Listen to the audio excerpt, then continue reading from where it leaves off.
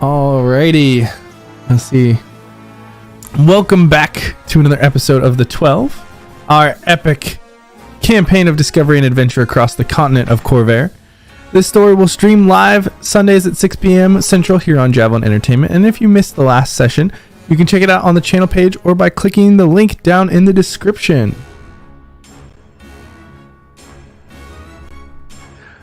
Last week, the group engaged in some good old-fashioned pirate games at the Spike Tavern in Traglorn.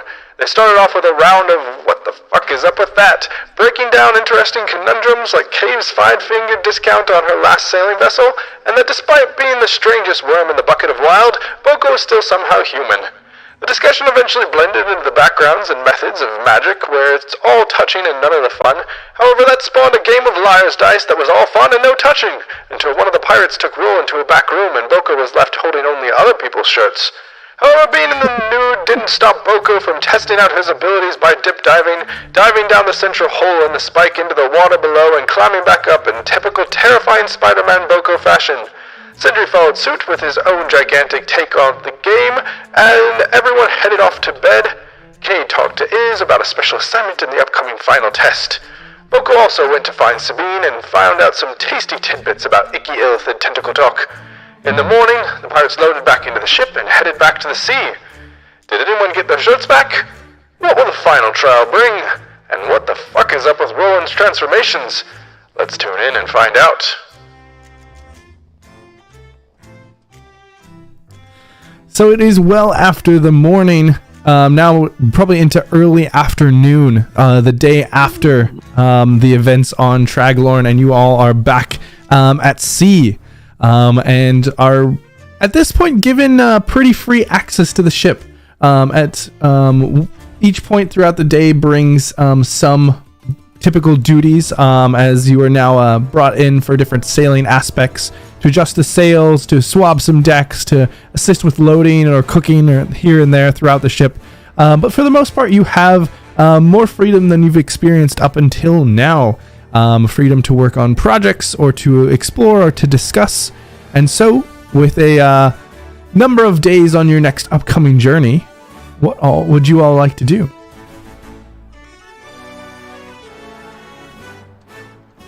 I know exactly what I'm doing. I'm going to spend this whole journey with stealing shirts. Shay. Shay. Oh, I have already stolen plenty of shirts. I did not steal any shirts, first of all. Earned. They were earned or given. I believe at one point I even asked a pirate and she gave me her shirt. So, yes, I'd like to spend this journey with Shay, trying to build the first iteration of this Pokeball and potentially testing it on any vermin on the ship. All right, so over the course of these number of days, and it will be about a week's-long journey. Sorry about that. It'll be about a week. Thank you. About a week's-long journey. As you're working on this, go ahead and give me 3 checks with your Tinker's tools using intelligence. Gotcha. Let's see how we do. And you can make these all at advantage. Beautimus. First one coming up. And second. And number 3. Ooh. Can I use my inspiration on the last one? Sure. And we'll just shoot for the stars on this. Oh, that was really good. Yeah. You gotta catch them all. Okay. You shot and something went...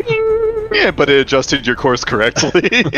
We're eventually going to discover that inspiration is bad, because I think every time it's rolled, like, people decrease in their skill checks.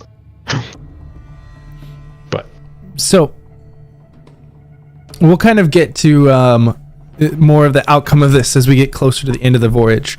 But at least through the first kind of day or two, Boko, as you spend most of your focus down in the bottom of the ship working on this project, you find that with Shay's help, it makes everything considerably easier. they are able to just manipulate magic in a way that they are three-dimensionally modeling exactly what you want and able to layer on the different enchantments, different runic inscriptions that make it very clear and make it very visible. And to you, it speeds along the process. And you were able to get some working kind of materials from Traglorn. And with a few things that you have on hand, you're pretty confident that you're moving in the right direction to have some sort of initial prototype to test. It may not have the full functionality, but it'll give you some indication on where you are at the end of this week-long journey. And I also have that giant pillar of silver. I don't know if is it actually silver or is it just silver in color? Oh, it's silver plated.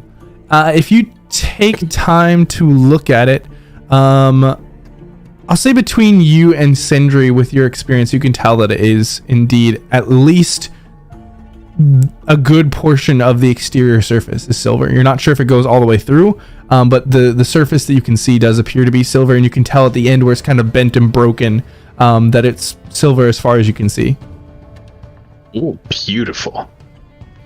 Probably try coming up with an idea of how to like chop this into pieces and make it functional and wired, since that's the best resource we have at the moment. Uh-oh. The memes are beginning. Is anyone else doing anything over the course of this first couple of days?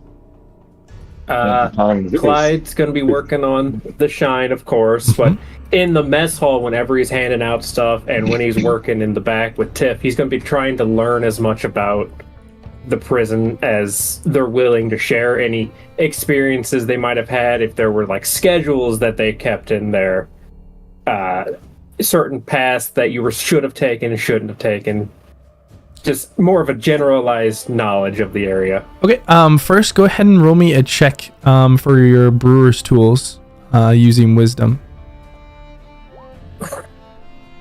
Okay, so yeah, pretty much all of the kind of speeding up that you had done along the process has kind of mellowed out, and you're back to a pretty traditional period that it takes to try and get the full flavor. Halfway through the process. Yeah, it's kind of taking a slight step backwards, but that just means it'll take longer to reach its full potential.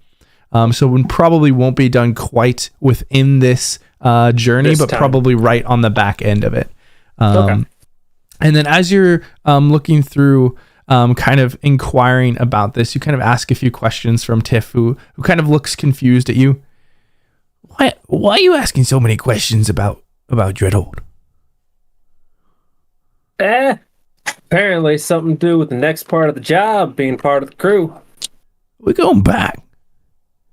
You all going there? What have you heard? He kind of looks inquisitively towards you. I'm sorry, what was that? He just asked what you've heard. Well, honestly, I ain't heard. Okay, first I need to say, what has Clyde heard? Because I don't think Clyde's heard much besides what the captain and said at the very beginning. Yeah, really, there hasn't.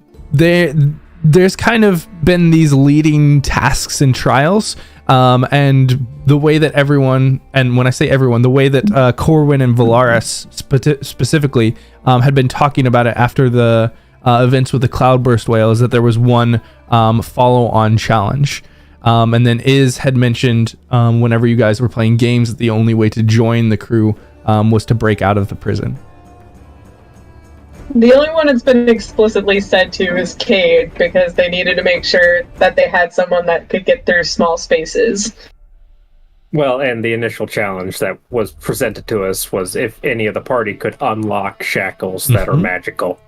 That's also true. Well, from what I can gather, we're either needing to get something in or get someone out. Some sort of scheme. I haven't really got the whole gist of it, but I'm really just learning what was it like, because I've heard of different prisons. I don't think any like this. Oh boy. Oh well. If you're right, good luck. Well, we haven't done anything with the prison in about over a year, so things could have changed. But when I was in Dreadhold, it was intimidating. The prison it's got a history of being inescapable for a reason, and all from the exterior, it's got all of the stereotypical aspects that you might expect, big walls, all sorts of dark, creepy places on an isolated island, got big watchtowers. They've got all sorts of defenses, both magic, mechanical, and weapons, but mostly it's all a show. The prisoners, whenever they go in there, they want to stay in there. That's the secret. When I was in Dreadhold, it was the best time of my life. Some sort of magical suggestion, you think? Or is it just you have that much fun in a dank hole in the ground? God, do you remember the best dream you've ever had? Vaguely, sometimes. Well, if you can put yourself in that place, that dream that is just perfect, where you just relax and all your worries go away and everything is just incredible, that's what it is like 24/7. And when you're in that place, they don't have to worry about you escaping because you don't want to escape. You want to be there. Had one of those last night.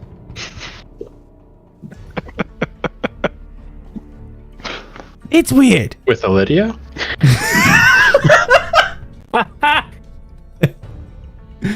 Wait. Oh, that's right.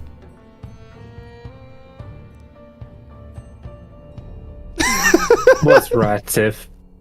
Did you have to do that right as I was taking a drink? Yes, it was the only way.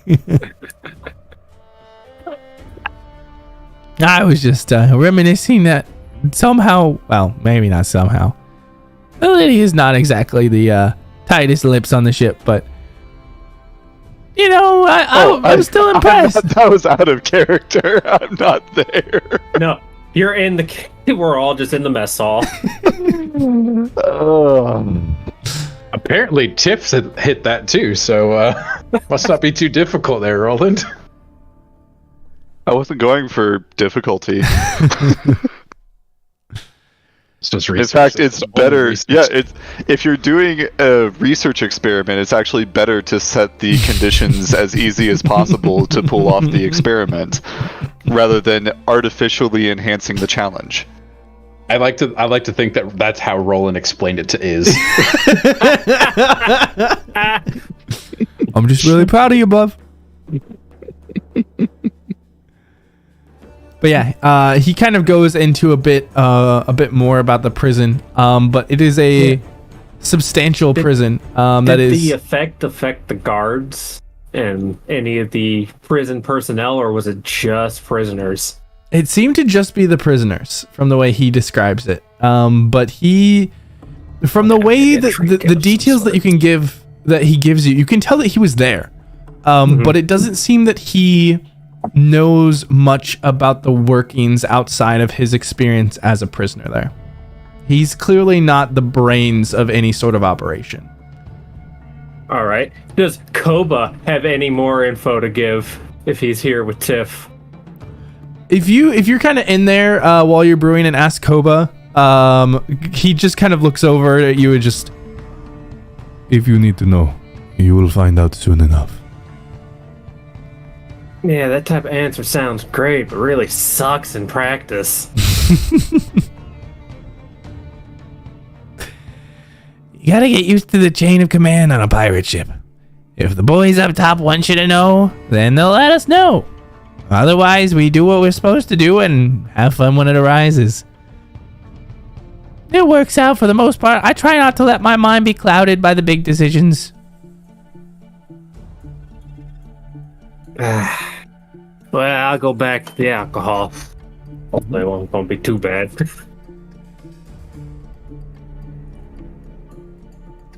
But Clyde's gonna spend the rest of the time talking to the various people as they come into the mess, as he hands out grog and throughout the day to people. Okay. Go ahead and make me just a general charisma check. I'd love to. As this will be a mix of kind of persuasion and charisma-based history and charisma-based insight. Gosh. Wow.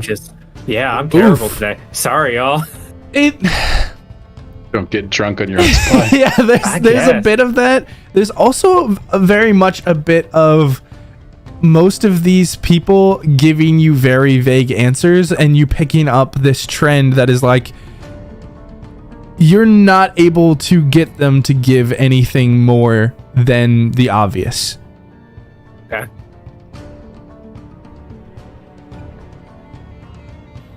And what is Kay doing throughout the first couple of days on the ship? Kate's just like generally being just like friendly, just kind of small chat. Goes about their tasks like anyone, and then normally if like you see her relaxing, she's probably like perched up in some like high corner with like a book. Just very much like you can tell that this has been Cade's life for a very long time and that this is nothing new. This is just another day. Is there any of the pirates that Cade particularly interacts with? Or just kind of going throughout her day and mixing and mingling with various members? Just various members, not targeting anyone. Cade has checked the vibe on the ship and knows that we'll get info when we get info, and there's really no need to put forth more effort than is necessary at this time. Is Sindri doing anything particular, or is he mostly focused on keeping to the central bottom portions of the ship again? Does he beat up an octopus? Yeah. Well, this all depends on. Well, Sindri's main goal is to get his dish back. That's what he wants. How that goes is who's stopping him, and if anyone stops him, does he beat up an octopus? He's ready to go for round 2 of that octopus. It's on now. So you kind of the first day back in the mid-afternoon, you kind of head back up to the main deck and head towards where this dish is. And you actually see Iz kind of leaned up against the rail. And he kind of looks at you. Oh, back at it again, eh? I don't know what you mean. Well, I've only seen you up on deck when you're trying to hit something, or when you've been trying to pull that disc off of where it's been attached. Oh yes, I have been trying to get my property back. What do you think you're gonna do with it once you get back? I'm going to make some cool armor. Or maybe a shield. Both. I am pretty small. I can probably make both out of it. So, just so I'm on the same page as you, do you have any tools on you? Yes. Alright. If you take out a cutting utensil, or perhaps a file, something that can make a dent or a scratch or a cut, why don't you just go ahead and try it on the disc, see what happens. Sure. He's going to bring out a hammer and chisel and take it up to the plate. Jiggle. Take up the hammer and chisel and you just no scratch. Take out the bigger hammer. Yes. Hand the chisel to Iz. Hold this. Take out the maul. We don't go to the mall yet, but we're gonna this time we're going to take the chisel and bring out a larger hammer. I'm gonna hit it. Roll me a with strength some check. Gusto this time.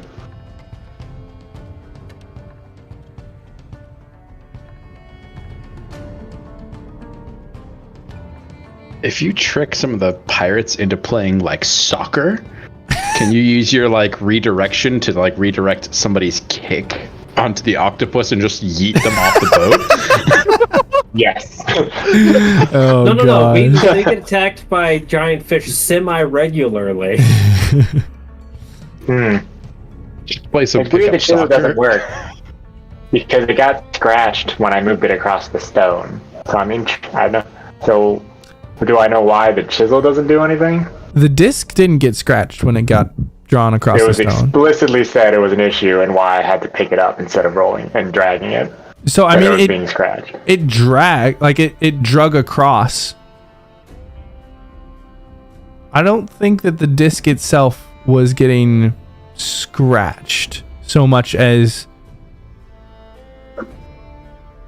if I remember correctly, and if I described it correctly, if you were the problem with pulling it across the street was that it wasn't fast enough, and that you weren't going to get it down there by the time that you had shrunk in size, and that's why you decided to roll it to try and speed it up.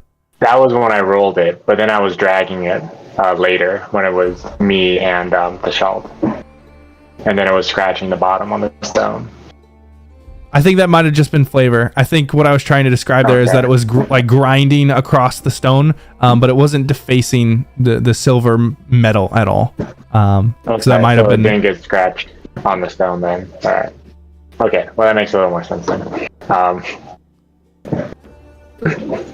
Does anything weird happen when I hit it with the chisel? No. Or do I have any idea what metal it is? Because I think when I can't remember what was said when I inspected it because I don't have my notes out yet. Yeah, it looks like silver. I know I inspected. What? It looks to be silver by a visual inspection. All right. Can I get a more closer inspection over it? Yeah. Do you have any tools, or are you just trained in like stonecraft? Like it. I have smithing tools, and I have expertise with them. Yeah. If you want to go ahead and make a check on that using wisdom, you can. Yeah. Why? There we go. I lost my character sheet. So wisdom base with tools. Yep. Okay, my screen went black. Give me a sec. Okay, there we go. Everything, all three of my screens just went black. It didn't like me. All right. Wisdom. I'll just do a wisdom, and I have extra +4 to this, just to make it easier on me. 17. Yep, 17. So yeah, looking across to your eye, to your inspection, it looks, as far as physical appearance, as far as material makeup, it appears exactly as silver would. And you know that it appears exactly as the post did as well, but the post was able to be bent and broken and snapped and manipulated in that way. Okay. How was it attached to the boat then? To the boat? It's kind of sitting on a like wooden platform that they've built. Okay. Because there's still that kind of piece at the bottom, and so they've kind of stuck it into kind of a cube that has an opening in the center, and so it's just kind of held there, just kind of resting there for the most part. I pictured it like it was sideways. No, it's flat. So it's like the fire is still coming off the a bowl of cereal. Yeah. Thing. Yep. Okay. I had it pictured as a shield as well. Yeah. Because you said it was on like the side of the boat. No, it's I was thinking aerodynamics. Yeah, no, it's on the back portion of the deck. So in this picture, it's right above where the skull is, and so it looks like the top of the skull is actually flaming from the back. What you're saying is they made it a spoiler. More or less, yeah. A sideways spoiler. That's how I kind of had it pictured. Like an Olympic torch wrapped to the back of a boat, or kind of like a silver crown on the skull. All right. Okay, that's actually aesthetically very cool. I don't want to take it anymore. There's a reason they did it. There is a reason. I thought this whole time it was displayed differently, and it was just stupid. And I could not figure out why they put it there. No, same. No, yeah, Can you imagine the conversation the pirates are having? What's that idiot doing? Somebody goes, wait. I mean, he's got a point.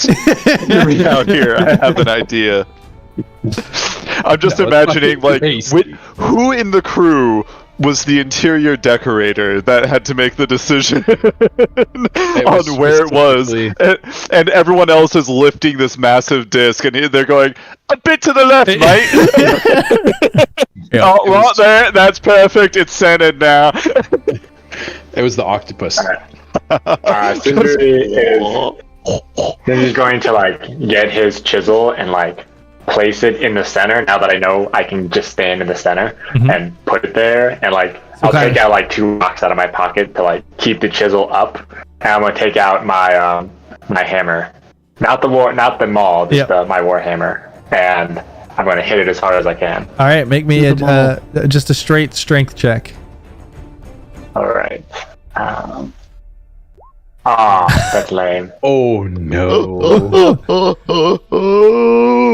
We're paying for last week. So we haven't really tried yet. You bring up the hammer and just kind of swing it down as hard as you can, but you're not quite as dexterous and accurate as you want it to be, and it kind of clips the side of the file. And though it's standing upright, it kind of spins off to the side, and you see it spark as it kind of slides off to the edge and kind of tumbles onto the deck of the ship. And you go kind of climb down and pick it up, and it does have a slight bend on the back of the handle. Sindri squints his eyes. He's gonna climb back into it and take out his big maul and slowly start getting bigger and flip them all around to the pointy end. He's like, all right, let's do this one more time. And you're standing on the disc? Actually, is there like a thing next to it that I can climb on? I mean, there's the back of the ship. Like it's pretty close to the back of the ship, and the kind of deck rises up so to there's like the rail. The poles and stuff is like the center mast thing. Could I like climb up that? It's not too close to a mast or a sail. Probably the only thing that you can climb on outside of the platform that holds the disc itself, which is really not that big, is the kind of back end of the ship, and it would get you close enough to the disc, but not to the center of the disc, probably. All right. Just stand on the disc and hit as hard as you can onto a fragile wooden platform. What could go wrong? Oh, yes, we're losing Sindri already. All right. All right. So There might the even be a jumping lightning strategy gem doesn't you can work. swallow. If Sindri dies, can I have his soul to test my little Pokemon? And Sindri is going to swing as hard as he can and activate his fire rune as he does so. To like really dig it in there. All right, That's magical damage. just give me a attack roll with the maul. Big. Oh gosh. Yeah, Ace is just watching this, just amused, and kind of comes up, and they're both just like observing this. There's a small crowd of pirates who are all just seeing this as each of these tasks goes by, one by one. Oh, must be 3:00 again. What did you want me to roll? I didn't catch Just that. an attack with your maul. Okay. Just normal Yeah. attack? Kate's probably perched somewhere on some ledge just watching this. 20 definitely hits. Go and roll me damage. Below deck, Boko is working on something super fine, hears Sindri's voice, lifts it up while the whole table goes, and then just sets it back down and continues working. Yeah. And if And it means anything, I have my fire as well. Damn. Oh, ignore the 5, yeah. So just 6. So you swing down with the maul and smack right into onto the edge of this disc, and you see as the entire platform that is on kind of shatters and breaks and crunches down as the disc drops from, it's probably about 5 or 6 feet up in the air, just kind of crunches down and is nearly on the deck at this point as it's kiltered off to an angle. The platform totally shattered on the side, and there's small sparks of fire that are actually kind of scorching the wood of the platform that it's built on. But you look, and there is no mark on the edge of the disc, though the fire is still there, and kind of the fire now kind of comes up in your direction as it's kind of wrapped around you and still doesn't seem to be affecting you. And then he just stands there.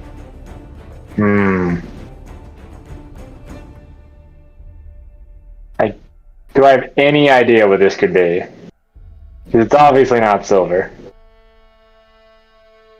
Make an intelligence check. Oh. This is going to be the high one. Hey! So, Sindri, you don't know exactly what is going on here. You've never experienced something exactly like this, but then again, you never experienced fire that doesn't burn, or doesn't go out, or doesn't need anything to work. And so there's something about this that has to be just innately magical that is probably keeping you from doing anything to it. But at the same time, there's this throbbing in your hand, and this entire time you just felt distracted. And so who knows what's really at work here? You can't quite focus enough to really think about it right now. It's a long-term project. Maybe someone can help you figure out what it's going to do, but it seems, and as is kind of watching this, that the point that has been trying to make is that they've probably tried to see if they can break this down or mark it at all. And so to see you go to such lengths has been quite amusing, but it seems that multiple people have tried to do similar things without much success. Is he going to turn this? So, do you know what it is? I haven't the foggiest. But we thought it would look real nice if we could break it into two pieces and put it in the eye holes of the skull on the back. You were trying to break my stuff? Trying to see if we could. I see. I feel like the concept of ownership is quite nebulous, don't you? Like your ship? Perhaps. I wouldn't call it mine. You know, in fact... Well, yes. It's not yours, but I feel like the person in charge, not you, the person in charge, would disagree. A ship is like... He seemed like he was the kind of... He was not very happy when I tried to just take 2 of the cups that he gave us, by the way. Sindri, I know you might not have a whole lot of experience, but a ship is like a woman. If you try to claim ownership of her, she's going to be your worst nightmare.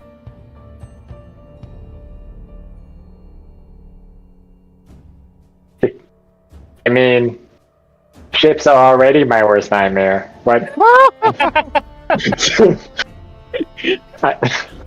Well, then it sounds like you're on the right track, and kind of gives you a slap on the shoulder.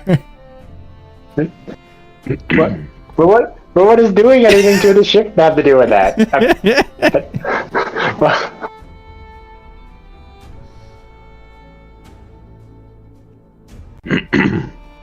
Just confused ears and look sadly at the disc. Is there anything over the course of the first 2 days that Roland is doing? Let's see. So he wasn't around when any of the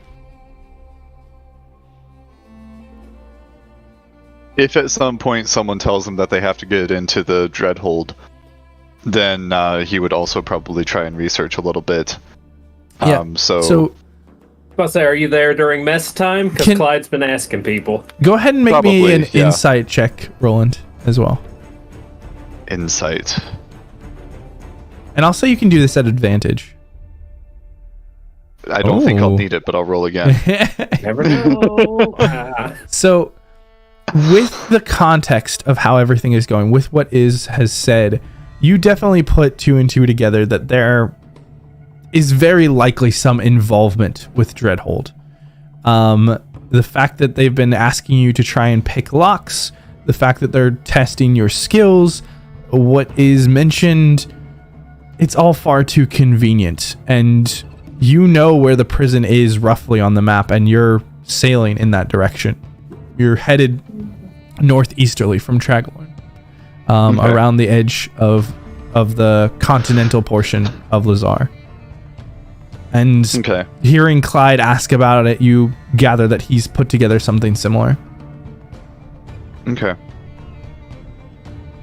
Then at one of the times when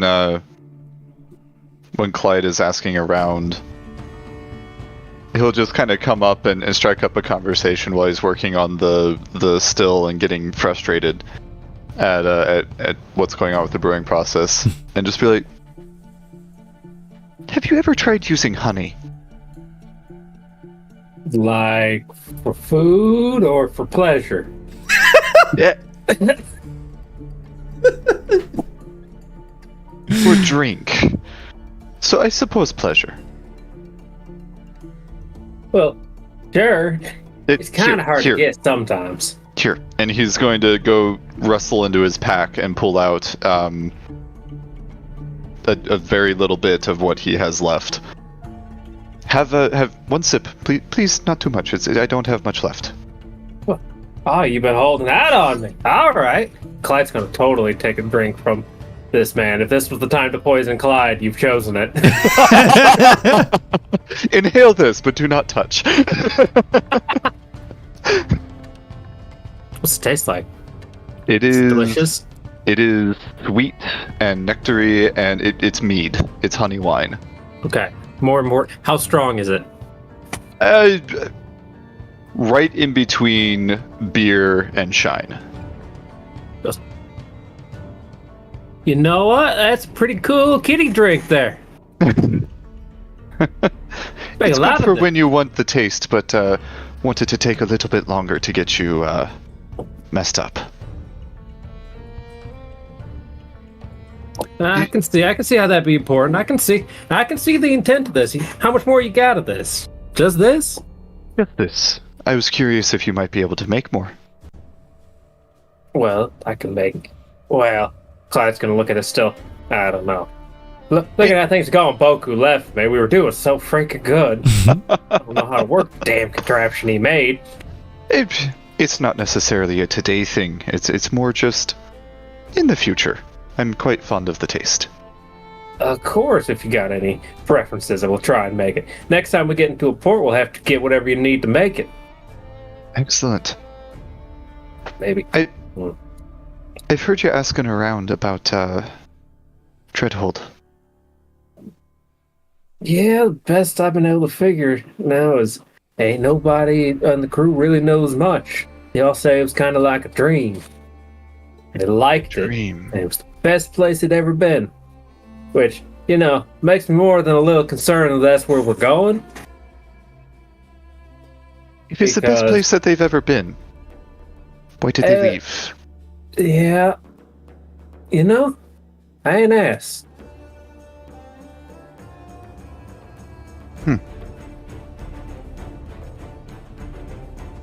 You think we're going there? I think it's kinda. I think it's in the works, yeah. I think it's something we're going to be doing. I agree. I'll keep an ear out. Alright, try and keep at least an eye, too. Only got one. I would say 2 eyes, but...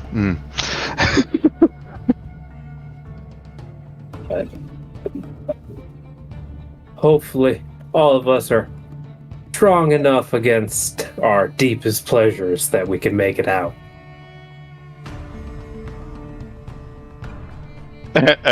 As he takes a swig. Oh, yeah,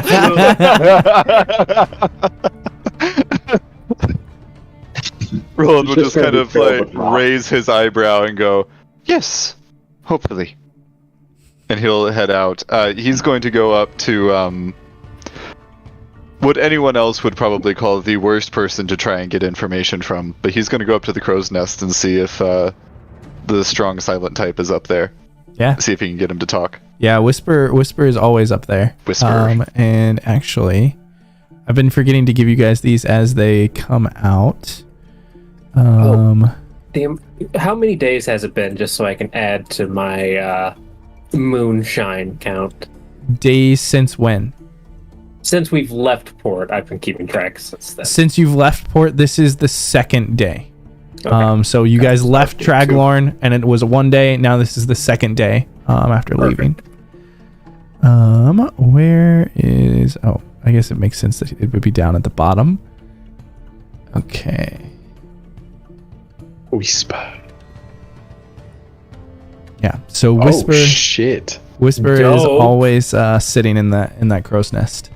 Holy shit, he's cooler than all of us combined. Big iron. No wonder he sits up there. He's too cool for the rest of us. Austin, please send me this source image. I'm going to use this. I know exactly what I'm going to use it for. You can ask him how to make a working gun.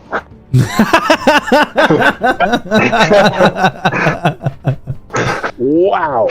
Ooh, That was amazing. Gosh. that was good. That was good. I still can't see David's camera. I wish I could have seen his reaction for that. Really? I It's can up see for it. me. Well, Really? it's I on can see stream. It's Yeah. up for Nick me. isn't up for me. I lost Nick. Yeah, Nicholas is just black. played. Yeah. Yeah, I got rid of me. Oh, rip. You don't get Alright, let so me, much let meat me eating. refresh my camera. Then I can eat with my mouth open and not worry about it. Yep, exactly. Oh, now we Oh, just don't care. Just be like they don't care. just lost Colleen. Yep. Now we're. Oh, there we go. I can Oh, see well, I hit bad. refresh. I was still up on stream, so Yeah. I mean, I couldn't see everyone, so I also refreshed.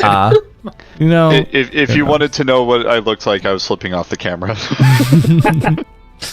but yes, Roland, as you go up to the crow's nest, as always, Whisper is sitting there.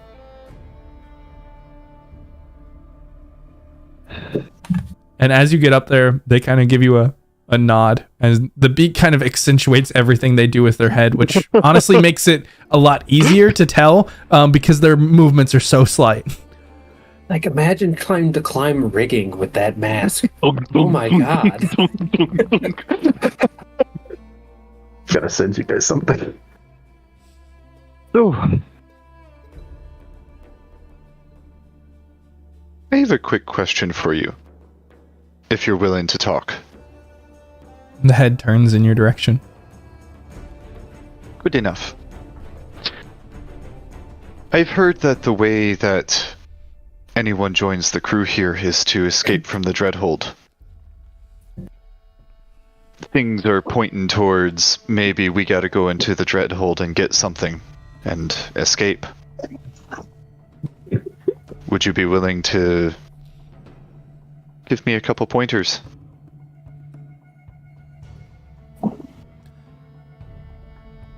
There's kind of a pause before a very subtle nod.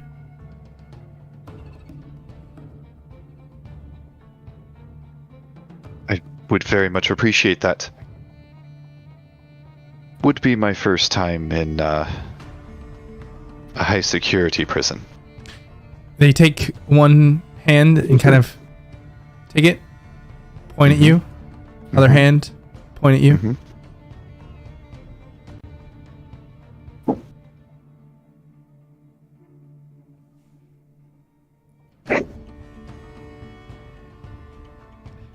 Are you saying that you're surprised to hear that about me? There's this shaking in their chest, and Roland, it's a few moments before you realize that it seems to be laughing, but there's no audible noise. And to Roland, it takes a moment for the joke of 2 pointers to click on him. A couple pointers. Right.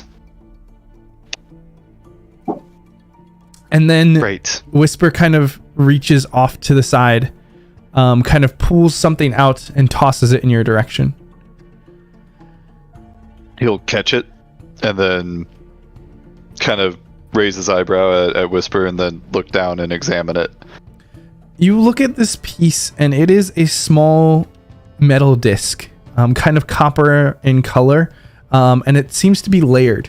There's kind of some pieces of metal that are kind of protruding out, and it almost looks like a small sandwich, for lack of a better term, of thin metal that is kind of pressed together. And in the center, there's this small blue crystal.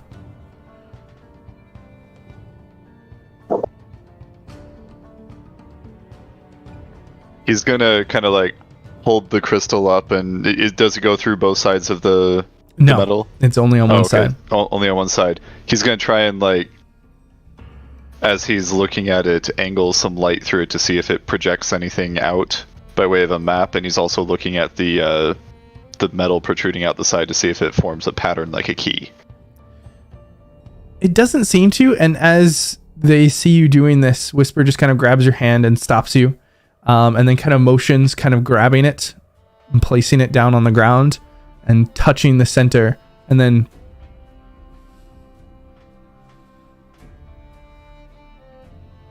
a map? A bomb. yeah, he shakes his head, or they shake their head. Oh, that crow's nest just explodes in the middle of the night. Well, you said he touches it, and then it's... He pantomimed basically an explosion. Whispers. Oh, biggest gotcha. Roll of all. No, not actually doing it with the item, but pantomime. Oh, okay. Pantomime. Gotcha. Roland sets it down and touches it. And Whisper just loses his fucking mind.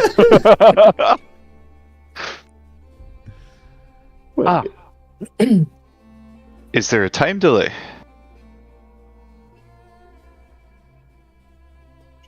Short time delay. Got it.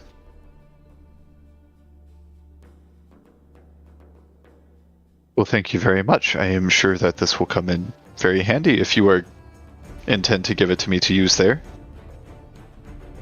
Just a nod. Okay. I didn't want to presume with other humorous aspects of our conversation.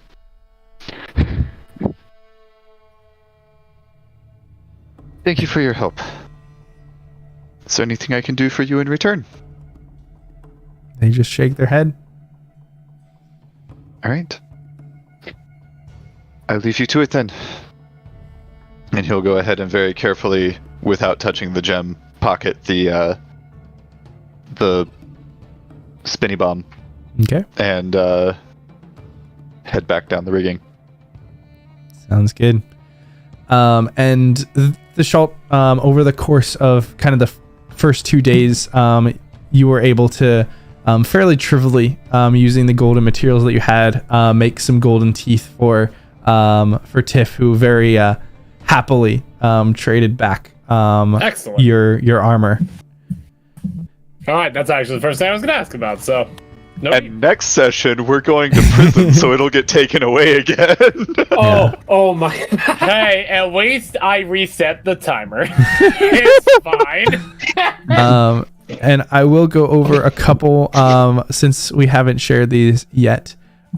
So this is Agan, Boko. Good Newest, for you, Boko. Good for you. who he's been interacting Hit with. that? No, he got his knife back. He definitely did. All right. Wrong bone. I know the theory.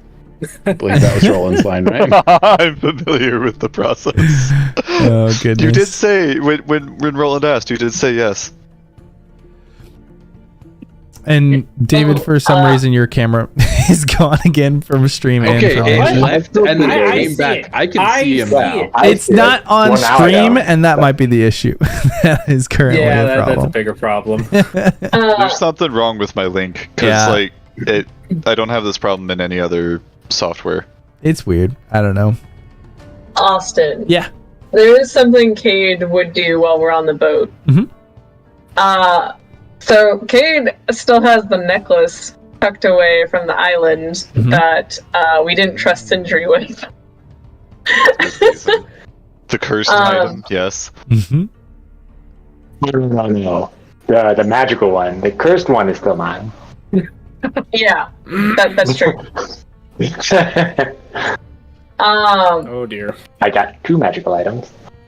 So she's actually gonna pull out the amulet and at some point attune to it, and wants to try scrying on Tiago. Okay. When are you doing this?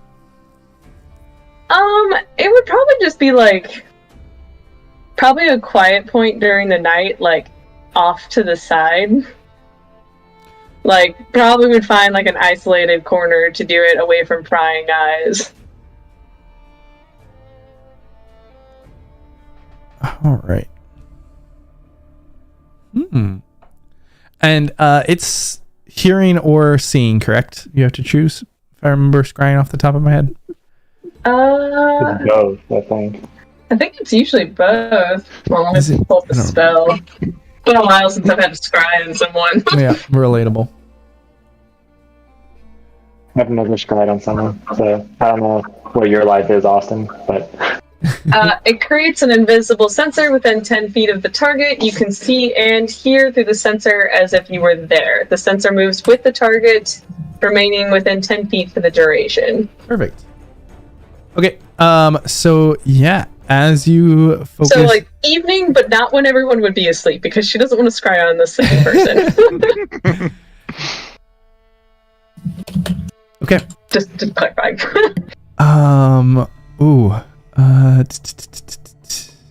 Let's go over to... Yeah.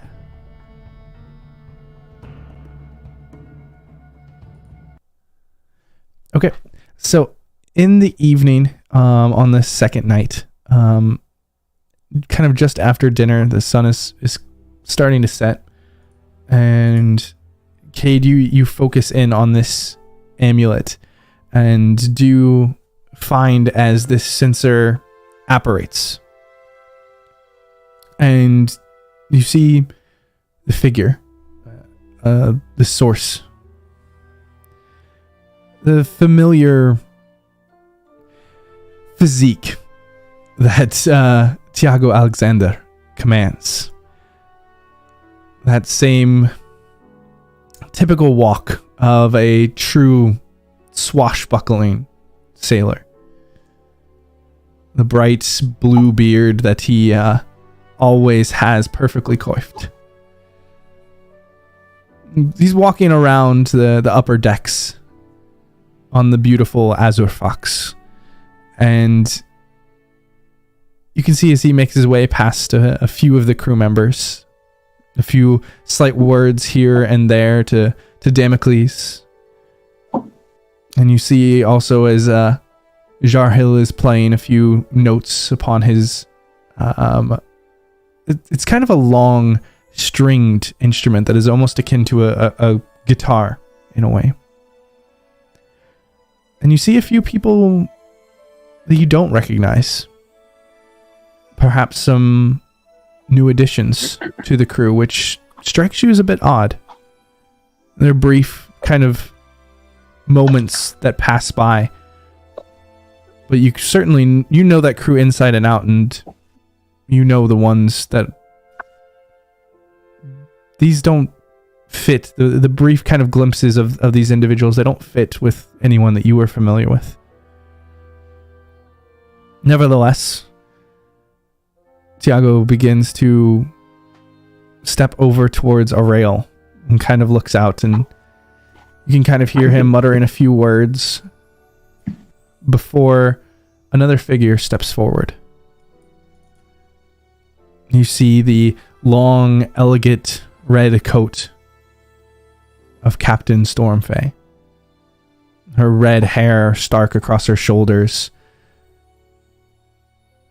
She steps up next to him, beside him, and they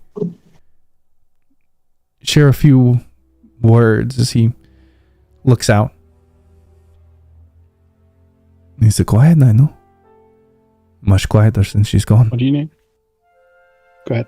And she looks over just with a sigh.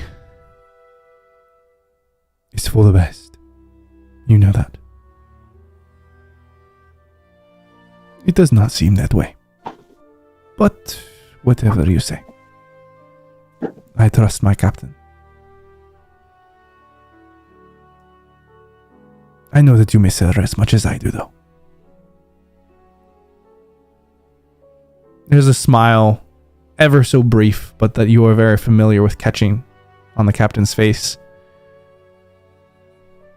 And then suddenly the smile shifts into concern as there is this light that begins to apparate on a ring that she wears. And she turns around, and with a swish of her hand, the sensor ends as the magic is canceled. Yep. Cool. Karen has kind of like a faint smile overhearing the conversation, and then just like a knowing sigh that, like, of course that's how that ends. You're just like, I should have known. You can't get over one on the captain. Tiago maybe, but not the captain.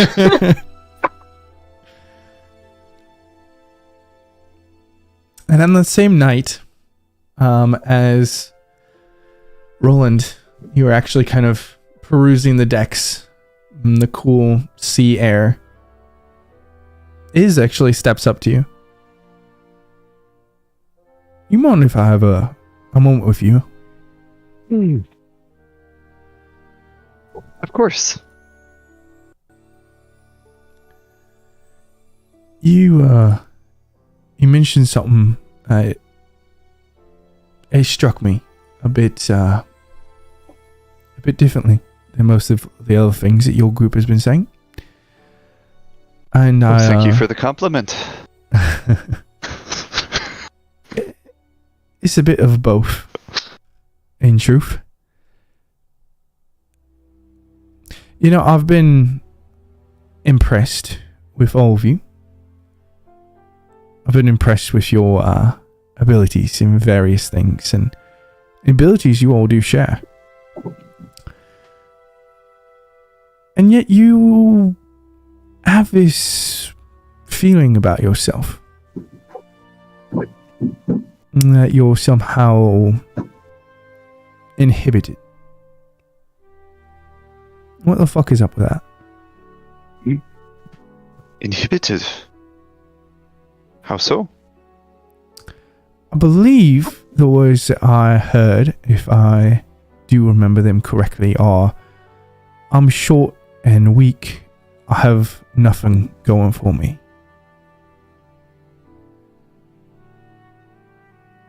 Now, I can understand people having issues with themselves. You know, self-confidence is a bitch, you know. But as a half-orc who came out on a relatively small scale compared to others, short and weak is something I can relate with. How tall is Iz again? Is just under 6 foot, and is okay. He's probably around 5'10". Okay. And he's by no means muscular. He's not out of shape, but compared to the very common understanding and typing of half-orcs, he barely fits the bill, and it's only because of the green skin and the tiniest of tusks poking out that you're able to understand that heritage. So he's actually right around Roland's size. Just a tad larger. Okay.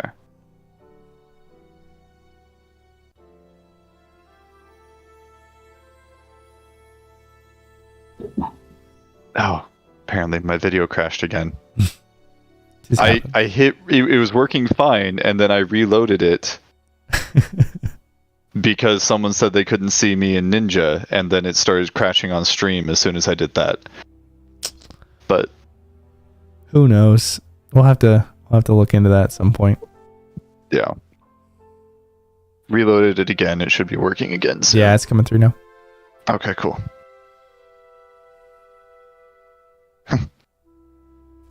I suppose you would have better insight into that than most. Probably I hadn't more. thought of it that way.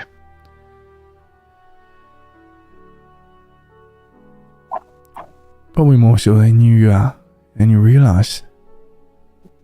But I'm curious as to what your stories, I've found that no one believes that they are inhibited unless someone else makes them feel that way.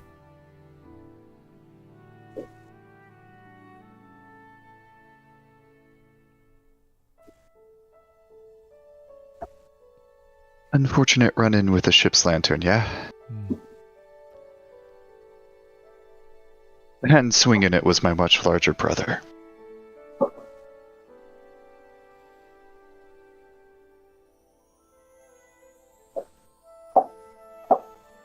He was tall and strong, and I may be missing an eye, but he's now missing a hand. Hmm.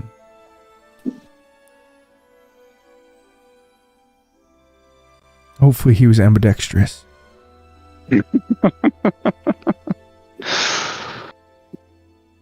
Did like to fight with 2 axes, so, you know. Now he can fight with 1. Well, I can understand that. You know, when I was first born, my mother and father, they gave me a girl's name because they thought for sure that I was a female. They didn't even bother to check. They just saw how big I was, and you know what? That's how it was.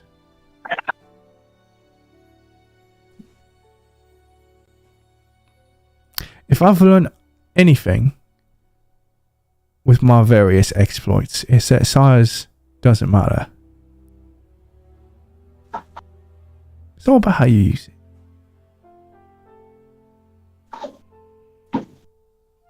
Good luck in the test. He kind of gives you a pat on the back and steps away. Any advice? Don't Most of fuck the it crew's up. Been giving advice about that specific. Thank you. I'm sure the captain will be giving you all the advice you need. Word on the street is you all headed to her cabin there tomorrow. So you'll have your answers here soon. If you still got questions, then come by me. I might see what I can do for you. Oh, I always have questions. I believe that, Roland. I do. And you know, on the bright side, you make it through this, you'll have something your brother never had. You'll be a member of the Pride of Dreadhold. Most feared and dreadful ship on the whole Azar Principalities.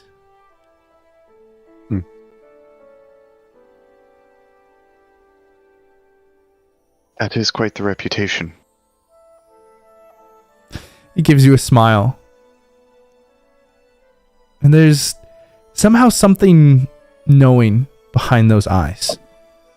This entity who is always around and always happens to be in strange spots that gives you a strange feeling at first, and yet somehow there's this companionship that you feel. It's a very mixed emotions, and you sense suddenly in this moment what makes is so effective in how obvious and overt he is.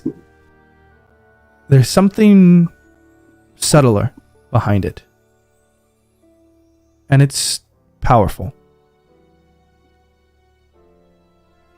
But he leaves you aboard the deck, and you all do come to your rest on the second day. And true enough, upon the early rise of the next morning, you are all very quickly bid towards the captain's cabin. You rise and head up there as are quickly moved over to that cabin, and find once again seated behind the large circular table Valaris and Corwin. Corwin's still in that same position he always is, moving that hovering dagger. Valaris addresses you as you all enter. Come in. Sit down. We have much to discuss. And as each of you go through and, assumingly, take your spots at the table. As some of you have put together at this point, we are on our way to the area just outside of Dreadhold Prison. Your final task will be to enter said prison and escape once again, fulfilling the criteria to become a member of the Pride of Dreadhold. I'm sure you all will have some questions, and we'll do our best to break down exactly how this is going to happen. But before we get into the plan, does anyone have any other things to bring to the table as far as your experience aboard the ship up until now? The crew has been I have a question. accommodating? Yes. What's the big dish made out of? One of our ongoing investigations, I'm afraid. Unobtainium. Bastards. We won't unlock it until the end of the campaign. You do not meet the level requirement to unlock this chest. That's your shield when you become a ginormous creature. Ooh. Yeah, actually, how big is it? The disc? 10-foot diameter, right? Yeah, it's a 10-foot diameter. Oh yeah, I can totally use it as a tower shield. You know what? Screw it, I'm taking it with me. Let's do this. Oh my god. Come on. We don't need to do anything. We don't need to Strap a bend it piece at of- all. We literally Wait. just need to strap it to you. Yeah. As a hat. And is, You just need a piece of leather on it and just be like, Sindri's Yeah. speed for the rest of the game is 1 foot. Until hey, no, he gets- tower shield isn't as tall as you. When I'm large, I'm 14 feet tall. It's perfect size for me. When you're Anything is a little large? small. Yeah. Well, Most of the time. I don't For need what, 2 speed minutes? when I'm not. Yeah. I'm pretty strong. It's fine. Only getting bigger for 2 He minutes has a day is an demonstrated he unfortunate. can drag it down an alley. Yes. True. That's all I need. I had an idea, but I had the wrong dimension. A portable hole is 10 feet deep, but only 6 feet in diameter. We just get a little cart with like 4 wheels to like put it on and drag it behind us. Like a wheelbarrow. Oh man, permanent. Where did we put the head. wheelbarrow that the albino had? Over the albino, I think. This is gonna happen, but it exists. I don't care if I can damage it. It's going I to be. swear, when my something. armory gets here in 3 turns, you're gonna be sorry. I'm still putting it on. Just calm down. But yes, Ooh, as do you have any like spare armor or other things? Or metal? Just metal. I'm cool with metal too. Huh? Ooh, big shields. Or I guess normal size? Sindri, we could What? probably take up these questions with the quartermaster afterwards. There's a quartermaster. The person who has all the metal. Wait, there's someone with all the metal on this ship? Maybe can if figure you it didn't out. hang out in the cell all day, you'd find you something people- out. You people keep talking about going to a prison, and no one informs me of the important information. Like, someone has all the metal. And it's not me. And I don't know who they are. Sindri, Sindri- you go become the quartermaster to be in charge of the metal. Yes. Let's table this for now. More Sindri checked under the table. Oh my gosh! I Alright. already broke You're the gonna be table. busy I for want a the while. dish. Assuming that we succeed in your task and can become rightful members, at that point, are we allowed our freedom to disembark wherever we so choose?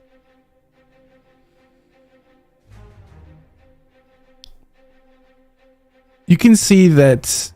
Actually, Cade, make me a perception check. Okay.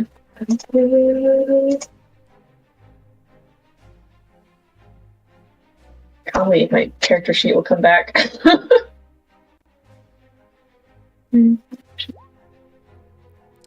You catch ever so slightly that Valaris's eyes flick from you into that darkened corner behind you, and then back to you.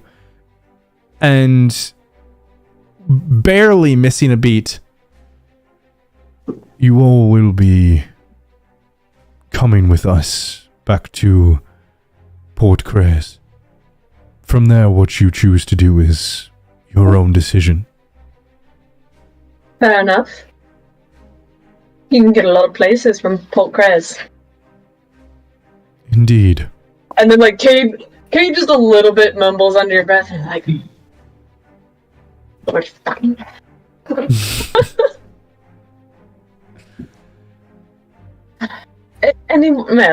beside the point, anyone else have preliminary questions before we hear more on our task?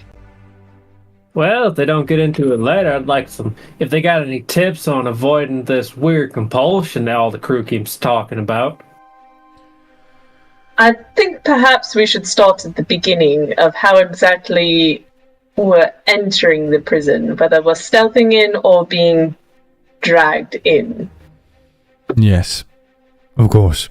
Corwin and the man next to Valaris kind of sits up from where he's at and stretches out a map across the center of the table that is considerable in size and fills up a good portion of it, giving you all a view of this map.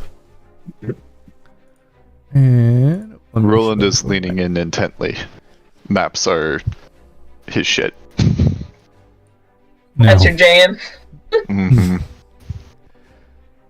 Dreadhold is an impressive fortification and should in no means be treated lightly. We all... Do we get to visit the workshop? No. Sindri, please hold all questions till the end. Okay. Anyway, your goal will be to infiltrate Dreadhold and escort one of the prisoners safely out. You will have to have two teams. One that is in charge of impersonation and distraction, and the other which is specialized in infiltration. You'll have individuals that are capable of impersonating an arbiter, as well as a noble lord. These two, along with any others that you choose, will escort a group of captured criminals into the prison.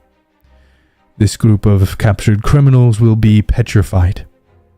Dreadhold has numerous wards within the prison.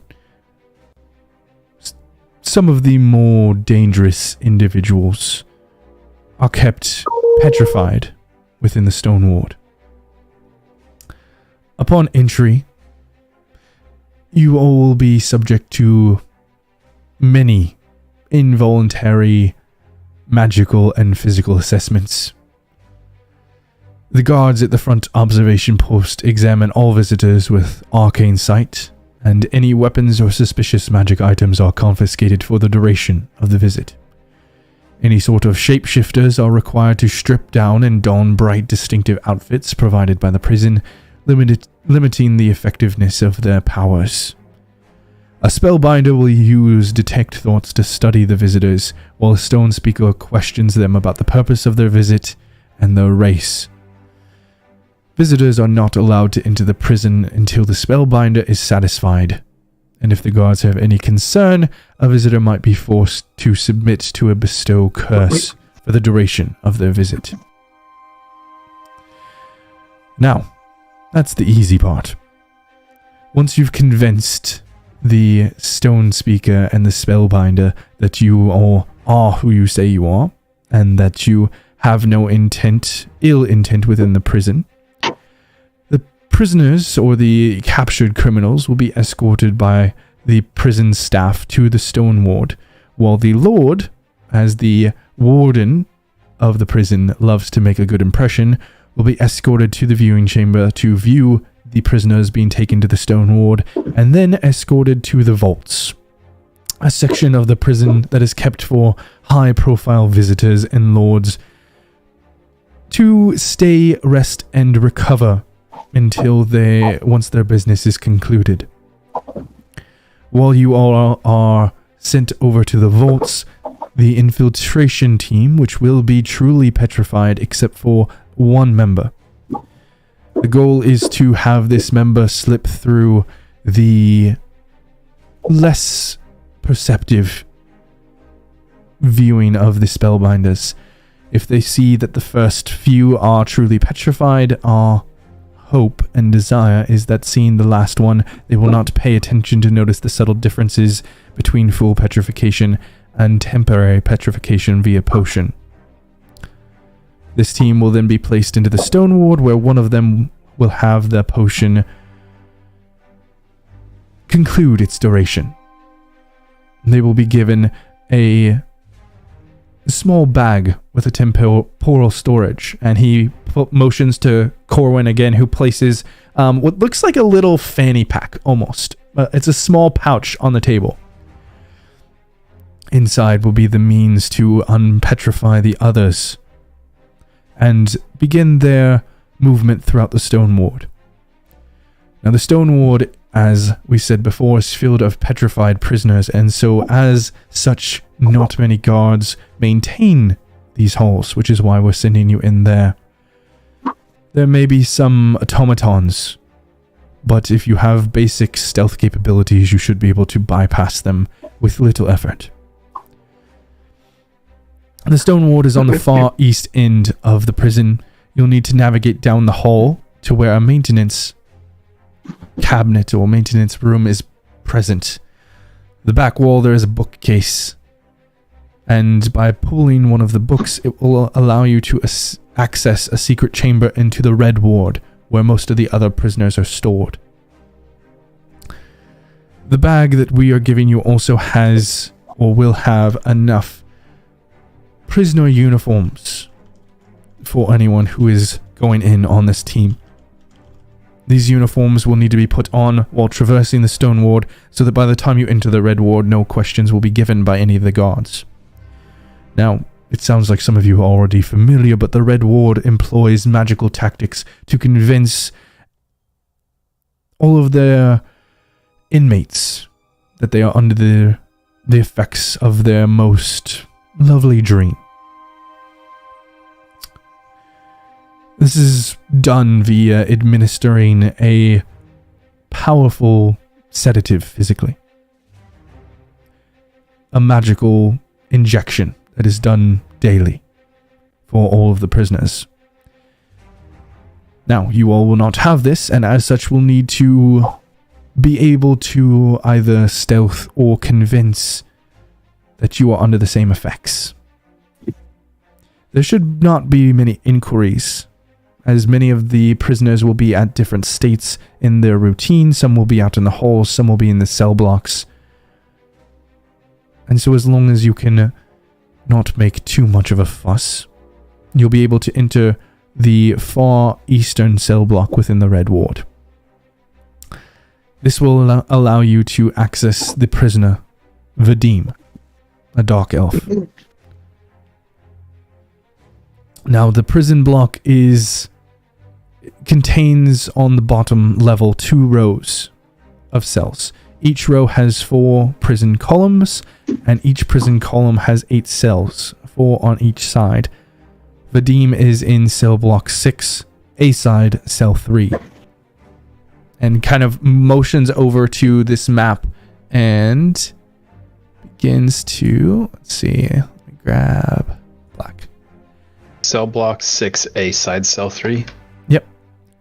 Also, are you going to post Yes. all this information? Because if I try and take notes on it, I will miss the other half. Yep. No, absolutely. Yes. This will all be I've been posted. jotting down everything. I'm like, ah! Yeah, no, this is something that I learned in engineering classes is that if I took copious notes, I would miss half of what was going on and I would get a 50% on the test. Yes. It was better to trust my memory for an 80%. There will be a test on this, by the way, guys. Yes, it's called next session when we find out if we TPK or become Dreadhold pirates. Oh, yeah. We can just become prison guards and just be like, nope, yeah, we're here. It's land. Now, the 4 prison cell blocks are numbered as follows. Or the 8, excuse me. You're looking for number 6. Each of the cell blocks will have 8 cells. Like I said, a left side and a right side. The A side is on the left, and you're looking for the 3rd cell down. A dark elf named Vadim should be inside that cell. And he'll have a shackle, similar to the one that you all proved capable enough to remove upon your first trial. Now, once you remove the shackle off of Vadim, again pulling out from the haversack, you'll have a potion that should negate the effects of this drug that they facilitate to the prisoners, allowing Vadim to clear his mind and be able to assist. Upon that point, you all will have to make your way back through the red ward, out through the secret entrance between the red and the stone, and then make your way over to where your compatriots will be doing the second half of the operation. Now, those who have impersonated as the Lord Arbiter and the surrounding bodyguards or compatriots, once you have been escorted to the vaults, eventually the warden will take his leave. Within the vaults, you'll have to navigate up to the north and pass through one of the checkpoints to disable an observation post. Obviously that is going to be high profile, but at that point we should be proceeding with our external attack and take most of the brunt of the attention away from what is happening inside the prison. But they will go into lockdown procedures, meaning that you all will have to fight your way through. Now, as an arbiter, we will have a keystone, also known as the Mark of an Arbiter, that will allow you to access through the walls of force and operate the control observation stations. This will give you the ability to pass through, hopefully give you the element of surprise to take care of the guards in the central observation post and let the other side of the party through out of the stone ward and allow you all to head back down into the vaults and then escape using an explosive device. And Corwin kind of pulls out of the bag a small block. So, just as a quick recap, the infiltration team will be put into the stone ward here, and he marks an X on the map. You all will have to stealthily navigate through the stone ward and make it to a maintenance room on this back edge. Here there is the bookcase that will give you access to the red ward, and you'll have to make your way from the red ward into the eastern cell block. Once you enter the eastern cell block, you'll have to find 6A3, and that is where Vadim is. And then you backtrack to where you entered the stone ward and make it to this door on the north side of the central observation post. The vaults are to the south here, marked with a V.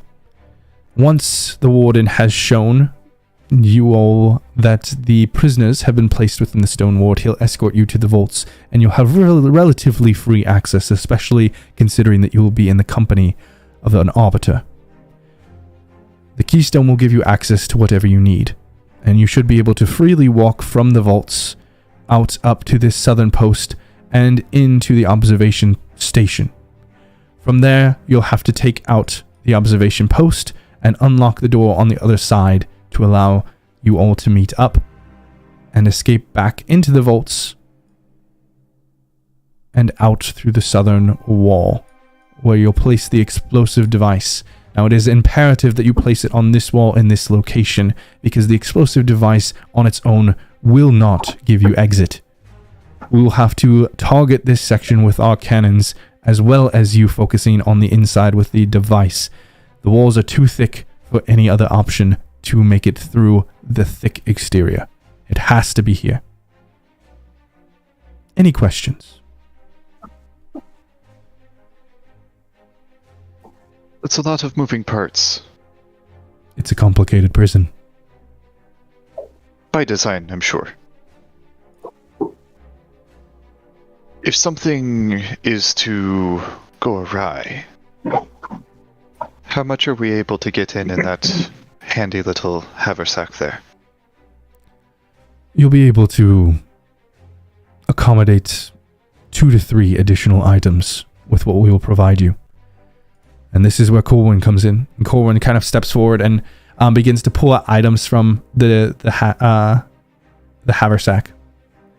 So, inside, we've got bombs that will unpetrify, and kind of pulls out a few small metallic containers and kind of opens them up to show the bomb inside.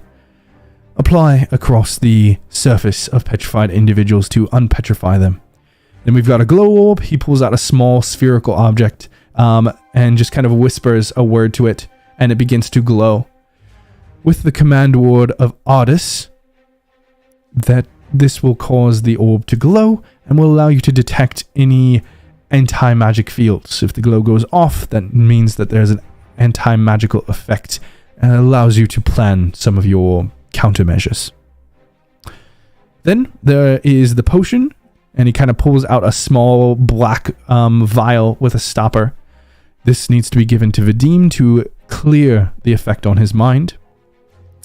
Pulls out a small scrap of paper that he unrolls, and you can see written on it in Dwarvish is a runic number, and very clearly, Roland, you immediately understand that it translates roughly to 6A3. And next to it is written out the name Vadim. After that, we've got uniforms, and he kind of pulls out a few of the uniforms to show on the table. And they're very basic, drab clothing, but is very consistent in color and style. And then this, and he pulls out a small box that is probably no bigger than a couple inches on each side. Place this down at the base of the wall. You'll need to press these 3 buttons simultaneously, and then you will have 12 seconds before it will erupt, and you do not want to be anywhere close when this goes up. Like Valaris said, you will have the ability to put in 2 to 5 additional items depending on how many people you go. If you have more people go, you'll be able to fit less equipment, as we'll need that space for the prisoner uniforms and the bombs for unpetrification. If 3 total people are inside, then you have 5 items. If you have 4 people on this team, then you will have 3. And if you have 5 people on this team, you only have 2 additional items. And we should make mention at this time to encourage you all. All of these items will be within the haversack, and the haversack will be carried by one of the members of the Pride. So that you all can't decide to just leave on your own. And that member will be Israel, as he is not directly known to be in association with the Pride, and when he's brought in, will be just known as a criminal, and will not take as much attention as one of the known members of the Pride would. So you're saying he hasn't escaped before? All of us on the ship have escaped from the prison, but not all of us have done so in a way that is closely associated with the Pride itself. The prison knows many of the pirates that sail aboard the Morgan, but not all. His falls into the secondary category. Prisoner that we're rescuing, Vadim. What are his capabilities? How much can we rely on him to be able to help with escaping once he is undreamified? This we do not know. I would assume and plan on little to no assistance. So don't bother with packing a weapon for him. Got it. To be honest, none of you will have many weapons or armor. The individuals who are going into the infiltration group may be able to carry small items on their person. Nothing too large. They must be able to be hidden within the prisoner outfits once you are within the Red Ward. When you're petrified, the guards will not care too much, but once you are within the guard uniforms, if they see you carrying weapons, you will immediately draw attention. I'm just going to look towards him. I'm going to assume that most of my equipment is going to be, you would call conspicuous, yeah? I would imagine, based on your talents, Bishop, that you would likely be a good candidate for either the Arbiter or the Lord. Well, I'm absolutely Definitely flattered. the Lord. Of course. I'm very, very flattered at what you're thinking here. So you think that I can keep all this if I do that? I imagine you might get some questions about it, but that may be a perfect distraction. The Warden is quite an inquisitive type. Well, we'll see what happens then. I like it. Maybe you can get him to do some of your Steam stuff. He's going to sell the prison steam power. Hey, you know, there always is an opportunity. See, if your doors are powered by steam, then you can activate them remotely. You never actually have to send a guard into harm's way in order to be able to transport prisoners. You just open the door and then close it. Exactly. Dirty prisoners? Nasty cells? Well, look what I got for you. Hot steam. Automatic washers. Boko has a question. Yes. Boko will lean forward, looking at Corwin. He'll say, "This prisoner, how important is he to you?" Important enough to risk the ship. He looks back and forth. We get many contracts to get people out of the prison. Not often do we have a good opportunity. This is a good opportunity. Boko is going to follow that question up with a much more pertinent question, and he's going to say, "Are you willing to bleed for him?" Am I? Perhaps if the circumstance called for it. Let's just say there's a lot of gold on the line here, and we as pirates value our treasure. Boko nods. That's all the information he's... I have an important question. Yes. Is the prison on land? It's on an island. But it's like stone and rock and beautiful other things and not water? Sindri, we're going to a place called the Stone Ward. I'm sure you're going to have a blast. The exterior doors, or the exterior walls, are 3 foot thick solid stone.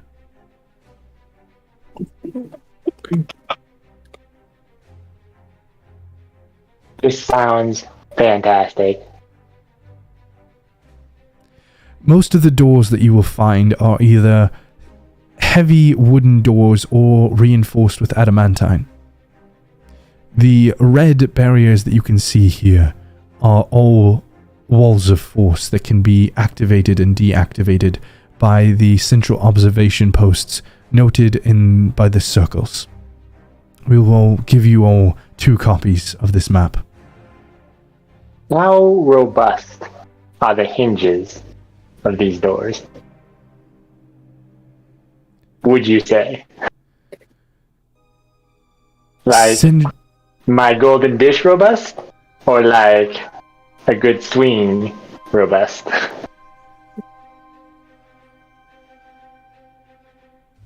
None of the current pirates have ever been able to make it through one of the adamantine doors.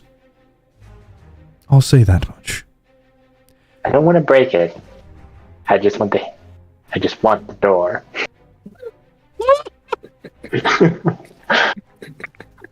Understand that most of these doors, while strong innately, also have magical seals on them.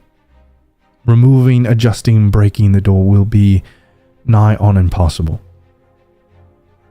And would probably alert the rest of the facility that we are there. Indeed. Thus, Henry pulls out his anti-magic handcuffs. Do you think these would fit on the hinges? that's not how those work. Henry? That doesn't produce an anti-magical Look field. at me. We are not collecting materials during this foyer. Do you understand? We are breaking into a high security prison of which we may beautiful stone. And breaking someone out. It is highly dangerous, and you need to be focused on nothing but the task at hand. No collecting extra materials, no attempting to mess with the stone for your own personal pleasure. Because guess what? You might end up there, trapped, forever, or for the rest of your life, if you don't behave and stay on point. Understood? So you're saying if it follows the goal we're doing, it's okay. Do not collect extra materials unless strictly necessary to break the individual out of prison and help us escape. Nothing that would require extra time or your attention to deviate anywhere else but on the task. He is thinking way too hard from this statement. Roland will just step up next eyes. to him and lay a hand on his shoulder and just go, I'll tell you what, Sindri. If there is an opportunity that we need something collected, I will tell you, or Kate will tell you. You don't have to worry about figuring it out for yourself. Sindri, I want you to keep one very important thing in mind. If we fail at this, you are going to be trapped in a place surrounded by water for the rest of your life. Is that what you want?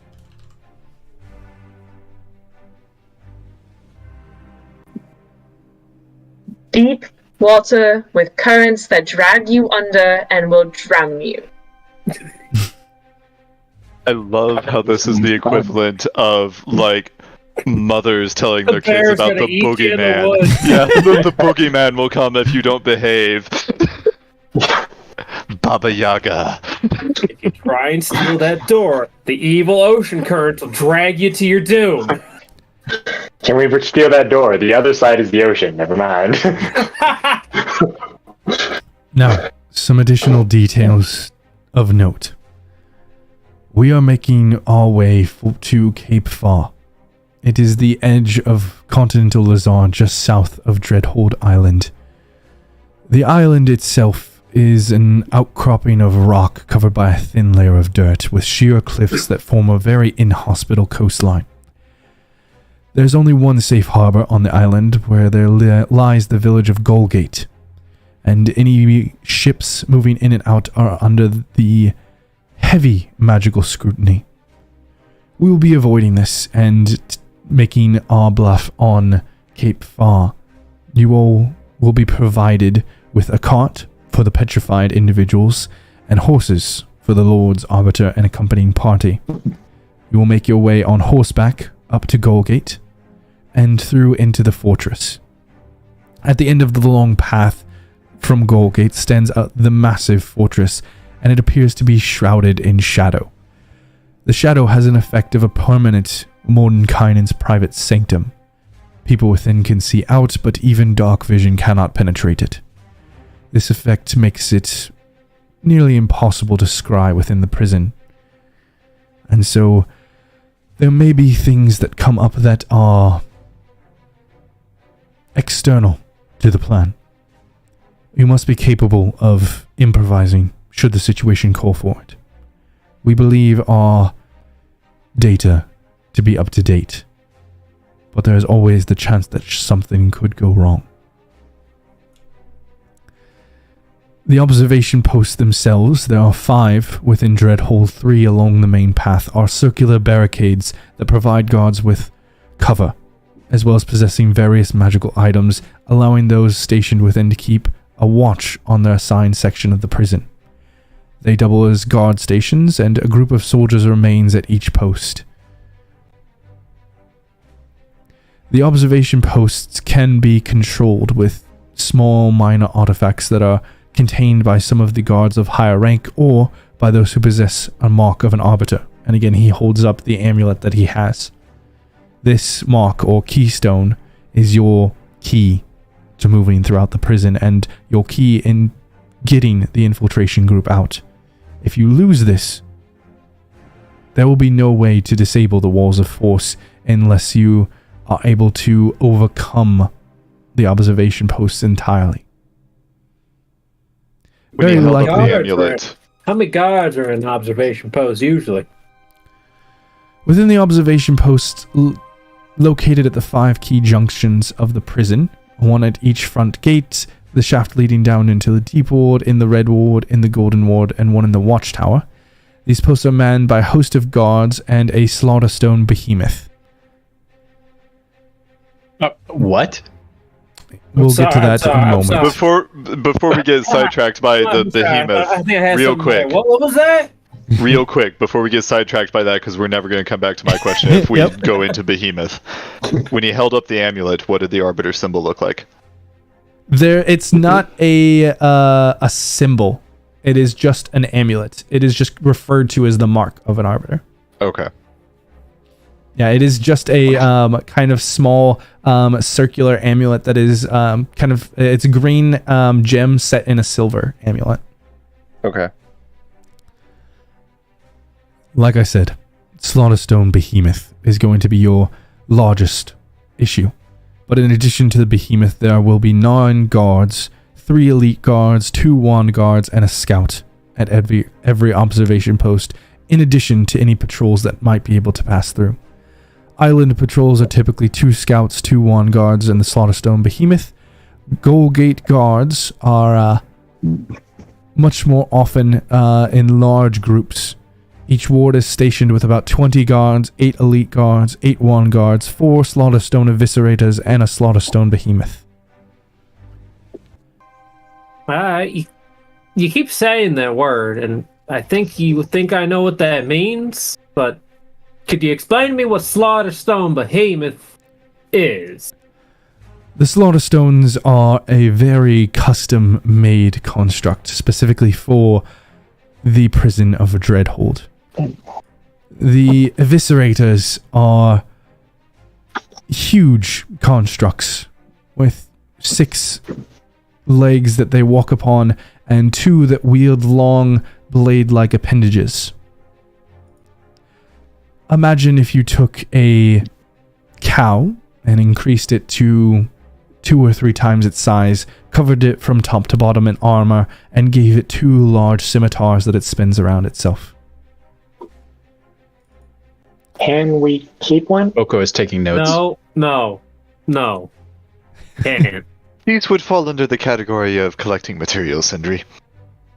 I think we're going to be best just to avoid them altogether. And as Cade has already established, we can only take what we can carry. I think that's what she said, right? I wouldn't challenge Sentry on that one. I can carry quite a lot. For 2 minutes. The behemoth... I'm twice as strong as I was when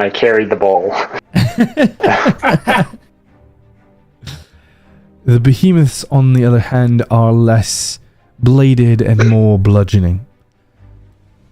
Essentially, even slightly larger and much more heavily armored, but are slower. They typically move about with force. Clunky, but if they step on you, run into you, move past you, your skull will likely be splattered across the ground. So they're bigger than me.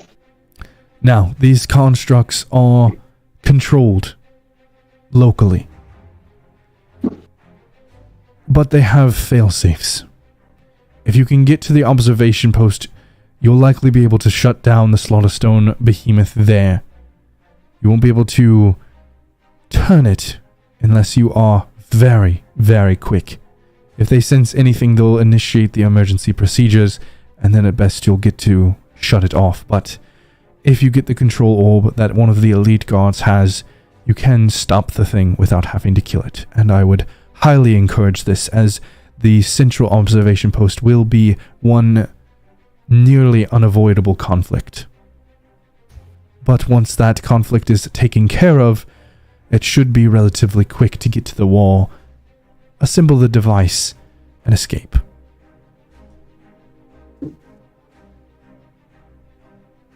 Any follow-on questions on that?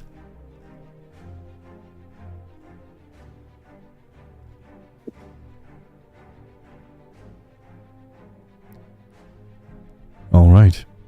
What's their policy on recapturing prisoners? The prison is known to be inescapable. They pride themselves on that tagline. Our existence is a threat to them.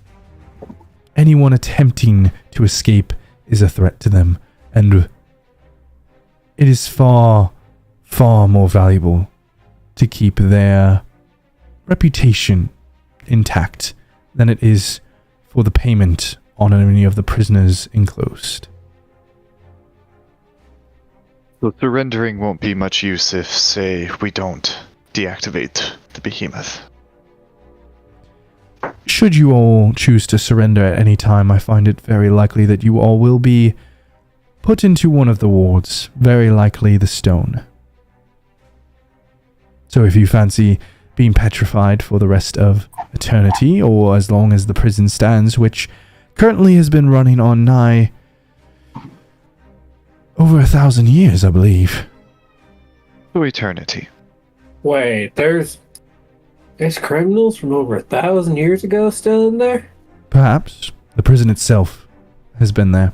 I know not if the original inhabitants still reside. I don't like that that's even a consideration. So for some of those extra items, what we should definitely do is just take a couple more balms of depetrification and then just apply it to a couple of statues that look really old. No, I'm going to look through some old stories about some old criminals. Let's see if anyone made it go to prison. What's this one's name? Vecna. Nope, not doing that one. Honestly, though, that might not be a bad idea. Set loose a couple other prisoners. No, it's definitely a bad idea, but it could be a lot of fun. They could well, be a I don't distraction. know. Yeah, no. Ginger's When all things for the go bad poorly, ideas. it's a good plan C or D. You all can have time to discuss the details. In 2 days' time, we will need a list of who is going to go in as the impersonation team and who will be the infiltration team. How you all go about it is up to you. Just know that Israel will be accompanying the infiltration team and will have the haversack that contains all of the items critical for this plan. Are there any other questions for us? If not, you can start planning. So we can't have weapons or armor. You can bring in, and if you are in the impersonation team, you are very likely to bring in weapons, but they will be confiscated upon entry. If you are in the infiltration team, you may be able to fit some small weapons onto your person, as petrified individuals cannot have their weapons cannot have them taken, or if they're capable ones, small enough to fit in the haversack. But no one understands that the gem up your inflow. butt would be a possibility. If you so desire, just be wary that the prison throughout it has scattered anti-magical zones. It is highly likely that any magical effects, magical weapons, or other abilities could be hindered if not entirely removed. Like The book plus one butter knife will turn into a regular butter knife. Out of curiosity, Plus one isn't magical. your haversack, is it capable of carrying containers of liquid? It is. Is it magical? The sack? It is magical. But it is going to be... Right. The petrification effects are not affected in the anti-magical zones, otherwise the stone ward would be rendered relatively useless. And so if a petrified individual has the bag on them, it should remain intact. But if we're carrying the bag with us and there are items in the bag... They will be forcefully removed should you enter a anti-magical space. That's why we would recommend pulling them all out to start. That So does eliminate one of the options I was considering. Thank you. okay, out of character. What is the whole prison an anti-magic field? No. Or is like sections? No, of there's sections? when we have a.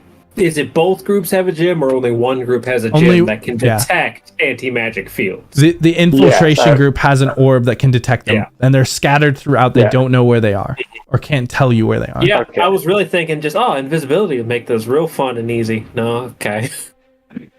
Okay, so there's like Just walking forward, someone appears in front of you. Whoops, anti-magic. so there's like little areas of anti-magic. Yeah, But little it's, auras the whole that place you is not anti-magic. No. Okay. So we can still use like abilities outside. Correct. Mm-hmm. And that's why you have the orb, is so that you know when you can and can't use certain things. I have an idea. But we can finish the scene and then we can talk about possible Yeah. ideas. Yeah, he Start essentially planning. asked if there were any other questions. Otherwise, you all were dismissed. And so, if there are no other questions, Just- you can leave. We'll have A a more list of mechanic follow-up wording then. questions.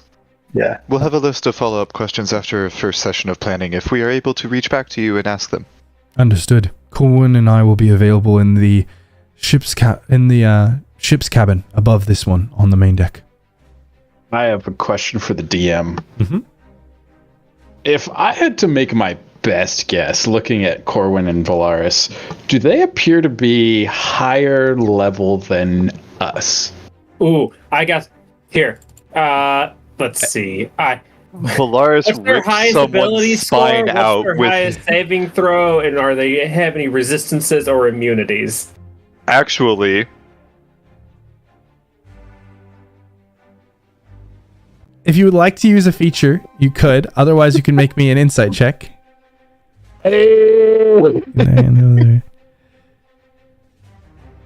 Is this about the same? Oh no, that's the mastermind. Okay, what is? I'll let Clyde do that. Okay. I was just posting that I had something, but Clyde's the one with the question, and he's got the feet, so show off the feats. Yeah. Show off your hobbit feats. Boko, do you want to roll an insight check first? Sure. 9. Nice. Okay. Actually, I am curious about how strong the guy who ripped someone's spine out with his bare hands is. So that individual is not in this room. That is a different No. individual. That is the blue orc who's yeah, blue. No. Yeah, he's a blue With orc. the out on black the- mohawk, Yeah. the orc. Okay. Yep.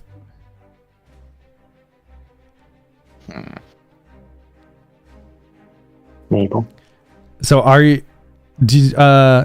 Roland, do you want to use your feature on either of the 3 individuals in this room? 3. Moran's Corwin, too, right? Valaris. And the Right. shadowy individual in the corner. The captain's in the corner, but you might not have Yeah. clocked that. I imagine that Roland, especially since she's in the same place as she was before, would have like acknowledged that she was there, but she hasn't spoken up at all. Hmm. She's just kind of in the corner smoking her pipe. Aragorning it. Mm-hmm. Rider. We'll do. I would study. Honestly, probably Corwin is always so quiet. I would study Corwin. Okay, so as a bonus I action, can get a sense of the strength and commanding presence of Valaris. I know Moranin is way out of my league. And Corwin, though, is a mystery. Okay, go ahead and give me an investigation check. Not bad. I'm sure his deception is like a plus 16, though, so... All right, you learn one of the creature's ability scores, your choice. Oh. Right? Did I read that right? Yeah. Right? It's the difference Okay. between 0 yours. or less. Yeah. Yep. So he beat me, so I get an ability score. Mm-hmm.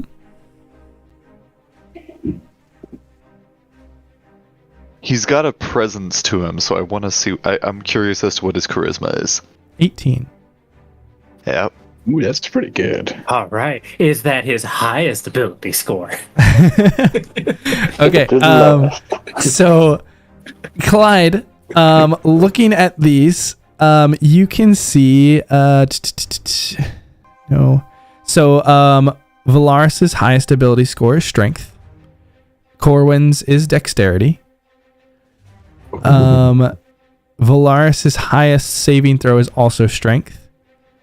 Corwin's highest saving throw is constitution. And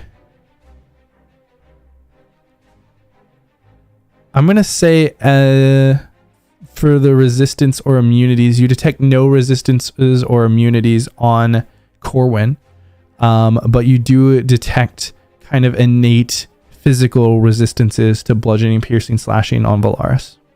Oh, big old barbarian boy.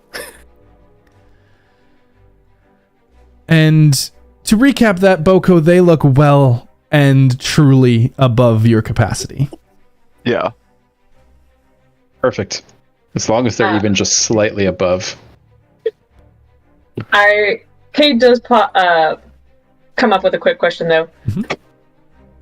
Timing-wise, when will everyone be paralyzed? You all will be petrified once we dock on Cape Far. We'll load up your petrified bodies into the cart, and the travel will take a few hours from Cape Far to Dreadhold. You'll have roughly another hour to get into the prison, get examined, and placed into the cell before the petrification on whoever you choose will wear off. Now, typically, this moves at a decent pace, but we've given about 20 minutes of leeway. And so if you all take more time in the travel or take more time passing through the initial checkpoint, be wary for those who are in the impersonation team. 20 minutes is the amount of give and take that you have between when you need the team to unpetrify and when they will unpetrify. So don't run late. The route taken to the prison, is it well observed? Or rather isolated until you near it? It's extremely isolated until about a mile out from the edge of continental Azar. From there's a ferry that ferries all from the continental portion over to the island where you will make harbor at Golgate. This is where things start to be under close observation. So only the last hour and a half to 2 hours of the 5-hour journey will be under close observation. And be wary of everyone that you meet. The prison has many eyes in unlikely places across the ferry and within the small town of Golgate. Okay, hour and a half to 2 hours under observation. Understood. Anything else? I think we're good for now. I do believe we need to discuss. Yeah, we all need to drink and talk about this, have some ideas. Or mechanic-wise, is like all of our skills considered magic for this effect, or is it just like spells? It depends, I guess. in Looking broad at terms. someone and studying Rune them. magic is magic. Yeah. Yep, rune magic is magic. Looking at someone and knowing their ability score, not necessarily. Yeah, so like a So bat, like me becoming big? you don't know.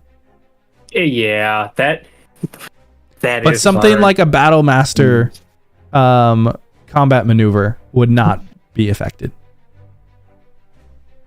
And then my prosthetics would be reduced to their most basic functions, right? Or Yes. would I just lose the ability to use them at all? Oh, it just falls off. I mean, one way to find There's out. one way to detect anti-magic. Does Boko retain the ability to walk? Boko just falls over. You know Arm that goes. you know that they are Oh, innately we entered it. you know Take that they are steps innately back. biomechanical and are enhanced by magic. So you imagine that some of it, the core simplistic functionality would remain. So you don't expect that your leg would fall off or stop working entirely, but what its abilities are would probably be hindered if not removed. But I won't be able to keep the smell in. I won't be able to keep the vines wrapped around them. Things like that. Exactly. Uh-oh, everything in your... Better take everything out of your bag, too, Boko. Mm-hmm. Probably have to leave that behind. Yeah, probably leave Everything all of our just stuff behind. I have Projectile item okay. vomit as soon as we A walk into 10-foot pillar of silver up here. I have a really good idea, though. We go wake up the most vile criminal to ever exist in the history of this prison, and then that's the campaign now. I like that. Just let him attack the rest of the prison, and then while he's distracting him, then we snake out the back.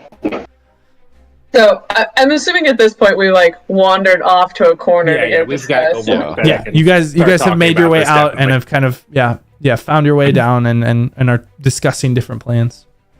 Okay, So- so first of all, teams. Who is on what team will determine what we have available to us as resources. And if we then decide that we need a particular resource and we need someone to switch teams, that will be easier than making a plan first and then finding out that one person is needed on both teams. I will infiltrate. Oh, I can infiltrate too. I'm very sneaky. Well, first of all, infiltration, we need whoever's going to pick the lock. That's first and foremost. Boko just Both Boko and Roland raise their hands.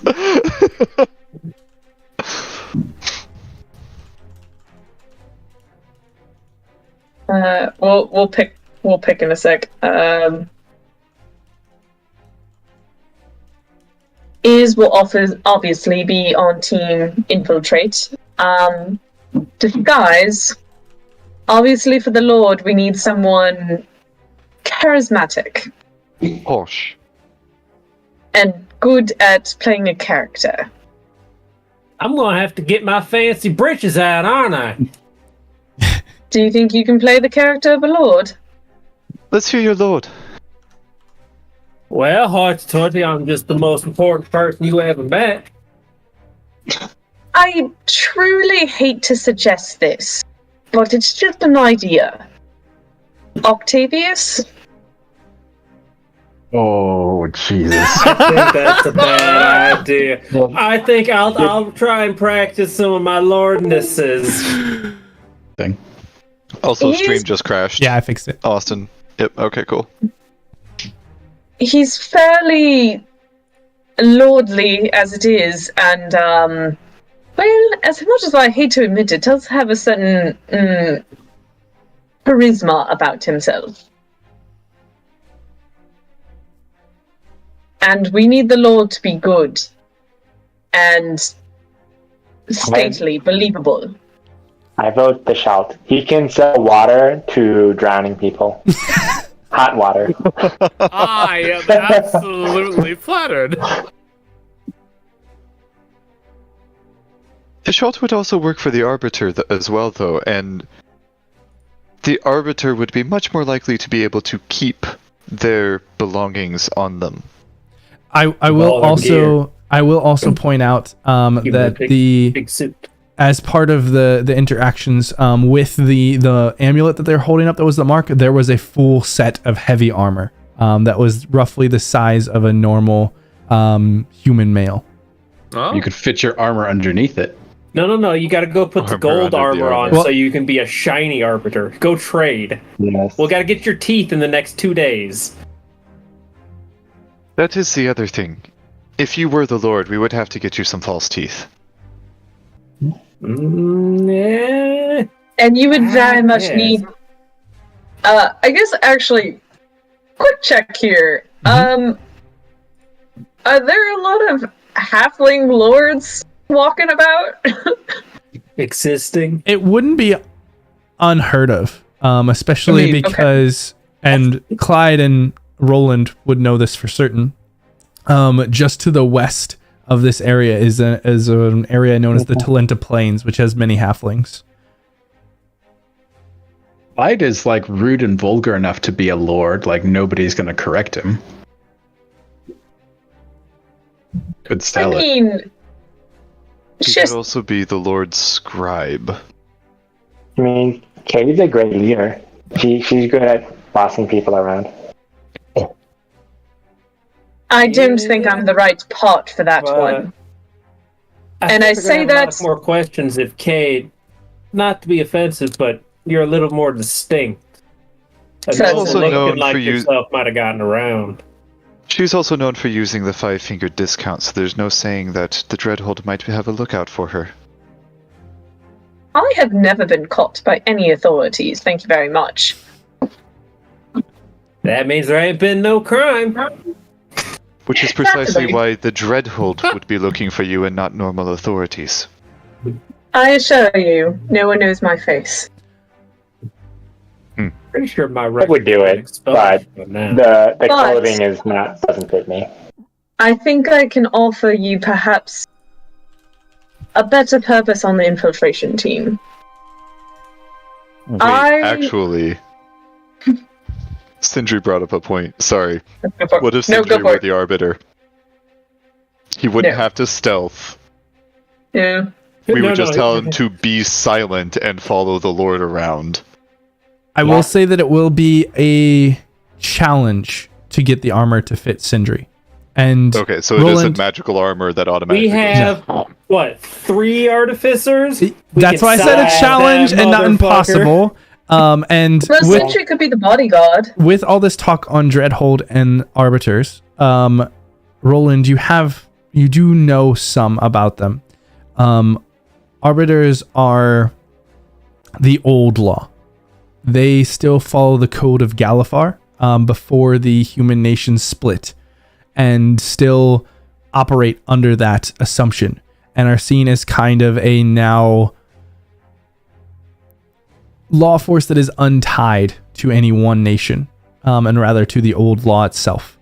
And they will only go after things if they are in conjunction with the old law. They are loosely associated with Dreadhold because Dreadhold was built around the same time as the Arbiters were stood up.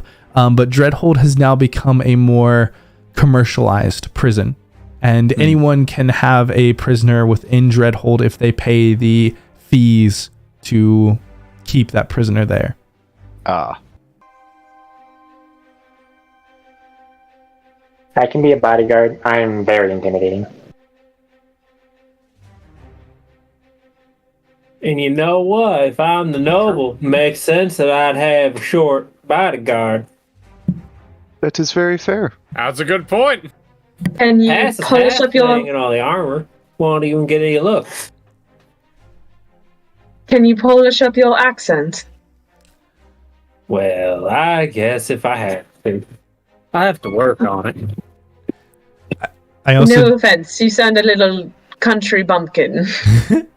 What accent would you want him to do? I did forget one other very important piece because Bree is not here.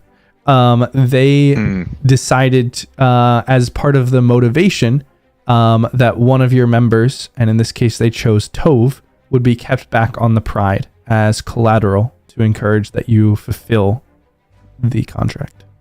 Oh, well, the rest of us don't care about Tove. Take that as you will. Like Tove. Some of us care about Jasira. Who cares about Tove? Exactly. DM, this will be important for me. What is the accent of the halfling kingdoms nearby? So within the Talinta Plains, they drift on versions of Common, and so typically we'll have some sort of inflection of like a normal English style accent if they come on the Karnath side. But many of the Talinta Plains halflings who have grown there have something that is more akin to an Australian accent. Rally and might. All right. Okay, I'm going to have to listen to a great many YouTube tutorials. So, You and me both. Roland would be familiar with the accent, yes? Probably in some regard. I'll say with that history check, we can toss that into there. Okay. Then, in that case, he would be able to use this feature, Master of Intrigue, to unerringly mimic speech patterns and accent of a creature that I've heard speak for at least 1 minute. And basically impart the accent to Clyde while he is practicing. So you haven't heard this accent. This is one that you would not have interacted with directly. You might know kind of the linguistics about it, and so I'd let you make a roll for it, but you haven't technically heard it. With this, I was going for having heard it. Yeah, but no. With this feature, if you would like to make just a general intelligence roll, we'll say a DC 15 on it. You have enough knowledge of it to replicate it via your study. Sure. I'm gonna fail this, but sure. Do it. No. Nice. Oh, hell yeah. Yeah. So you've gotten enough Guys, I have some details. bad news. I'm not hitting with that rifle for another 5 sessions. That's fine. You're not bringing it in with you. It's fine. We just need you to unlock a door. And that's hands-on, so you can do that. You have great dexterity. My dexterity is worse than my intelligence. I believe. You've done well with the dagger, you can do well with a lot. We believe in you. Maybe you're just nearsighted, you know. Just Too many books. Don't worry, we're only the whole 2 weeks reason. from retirement. Yeah. They keep pouring back in. So, tentatively, Lord Clyde, maybe pick a different name. Arbiter Schultz. No, that sounds dirty. Lord Claudius. Clitoris. Bodyguard Sindri. And then on the infiltration side is obviously Jazeera, and then Boko and Roland. Now, for myself, I'm offering this. It's going to be a tight timeline, but I'm capable of shifting into an animal form.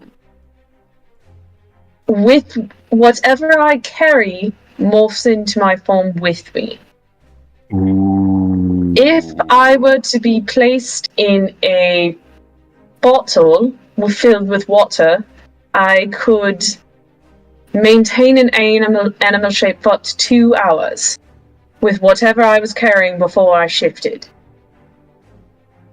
We'd need to be quick, I would have to change shapes within the town with no one looking, and we'd have to get to the castle as quick as possible for me to pop out. So But- you, in Okay. a bottle, in the haversack, petrified. I wouldn't have Not to be petrified. petrified. If you're not petrified, you know that there is an anti-magic field at the front gate that everyone has to go through. Okay. But Can we not just bring a goldfish in our You pocket? could have all the Yeah. items. Well, as soon as you Basically, walk I'm through, a it won't be a goldfish. goldfish. No. But if the goldfish is petrified, it will be. But the petrification happens 5 hours before. okay, but I thought nothing was affected in the fanny pack if the fanny pack was worn by a petrified person. Yes. But the petrification has So to that's 5 happen hours. 5 hours. The problem with Yeah, that, though, is All right, we we'll have come to back sneak in 8 after we're levels, and this unpetrified. plan will work. Yeah. Okay, there and we you go. can't put an item on a petrified person. They have to have the item Yeah. while they're petrified. Yes, Yeah, because because basically the it's item locked is in being stone. You can't petrified use as the well. item. You can't use the Okay. haversack once it's petrified. That's why it's going to get past the security. And even Okay. if we manage to sneak a bunch of stuff in, we have to carry that stuff through the prison with us, so we still have to be able to hide it. Yeah, but Okay. it's still. I misunderstood the petrification part. No worries. Do we know That how was they're good, going to though. petrify us? It was a thought. How That they're was a going really to good petrify idea. you? Yeah. They haven't mentioned that yet. No. Well, you know that the one person will be done via potion. They did say that, but you don't know what They're the. gonna sit on your chest and go, "Don't fight it." No. It works great normally. You just can't hide it. So we should make a real quick list of logistical information that we can give to them tonight to get answers. Also, like we need to have teams sorted. Yeah. You need to We have also just don't want to teams in 2 days. The journey is 5 more days. So you have Okay. some time to work out details. They just want to know the teams in 2 days. Hey, here's a question. Like, Mm-hmm. Do they need the armor back? The armor The of the Arbiter armor. Arbiter. Do they need Probably. that back? They haven't mentioned anything about it yet. Hey, You if could we're ask. shrinking it down to Sendry size, Actually, I'll just- there's going to be some extra. No, the shawl's wearing it. If you ask, they say you can have No, it 'cause as we said payment I was gonna upon be the completion. arbiter. No, you're the You're gonna be bodyguard. the bodyguard. Then I can have it? Wait. Yeah. Wait, is it- Let's let. okay, I Hang on, thought there guys. was Hang only on, guys. two Hang on. people. Hang on. Let's let Noah and Austin have this conversation. Yeah. If you ask, they say that you can have the Arbiter's armor, not the keystone, but the armor as part of your payment upon successful completion. Really? Interesting. And we have 5 days? You have 5 days. Is it distinctly Okay. marked as Arbiter armor? It is very distinct armor. Ah. We It could is- beat that in It is heavy Later. armor that has been heavily modified and appears to be enchanted. You may not want to be walking around in stolen valor after this mission. I know. Oh, no. But Yeah, we should. For the mission, I could technically convert it into a steam mech. Okay. Just You could. for the saying. purpose of keeping it afterwards. Oh, God, no. I don't want No, it's the I'll Arbiter disassemble Mark it II. afterwards. You don't want the most successful lawbringers in the world to be coming after you the entire campaign? What? No, you see, they're on the sea. We just got to go inland. We're already pirates. They're already everyone's after us anyways. It's fine. We don't No have one's to after test us. anything. And What? the Arbiters are distinctly not on the sea. The Arbiters are inland. Oh, fuck. They operate in the human kingdoms almost Right. exclusively. But good thing Clyde's not wearing it. Okay, So we'll rewind what Cade had said, because we haven't assigned Cade a team yet. I don't particularly know what team you guys would like me to assist with. I am capable of magic that can detect other magic, enhance stealth when there's not an anti-magic field, That's useful. And That's and very other useful. such tricks. If we want to use that in infiltration. And Kay, did you see the message that I sent to you? Maybe. Here's the other thing, though. If all goes well with the infiltration team, Oh, yeah. we don't fight anything. If all goes well with the impersonation team, they only fight one thing. And so we should stack the impersonation team a little higher than the infiltration team. point of order with that, with how it's set up, and they could have clarified this if necessary. Essentially, that Mark of the Arbiter and that observation station both have control over the walls of force on the north and south side. And so your team, your infiltration team, should be behind that wall of force right around the time that your impersonation team gets there to shut it off. And so during that combat, if the person having the Mark of the Arbiter or someone who can get to the observation post has the ability to turn off that wall of force, allowing you to reinforce with the infiltration team, if that makes sense. Okay, yeah. So it doesn't necessarily need to be stacked one side or another. Yeah, that's the convergence point, is that conflict. At the same time, though, I would if I'm going to get in a fight on the infiltration team, I would rather have the team that can open the door in front of me stacked to make sure that the door is open. I just wanted to make sure it was I communicated that properly. The combat yeah, I appreciate that. Clyde is not combat capable. I also want to bring more items in the haversack to help us. That makes sense. What is it? The boom boom disc and a couple of daggers. Like, Clyde's going to be wearing his whip as a belt when he goes in. The daggers can be on question. your person. Are we allowed to bring any other crew members with us besides Iz? Or is it just us? You can... So if you ask that of Valaris or Corwin, they say that you are able to ask any of the crew members. And... actually, no. I lied. It's not up to them. Or prisoners? You are not allowed to bring any of the other crew members because they are known associates of the Pride of Dreadhold and would then risk what about the mission. The prisoners below deck? The prisoners are up to discretion and captain's selection via who it is. So it would have to be approved. But if they are, I could have gotten Jasir out this way. If they are willing to assist and are approved by the captain, then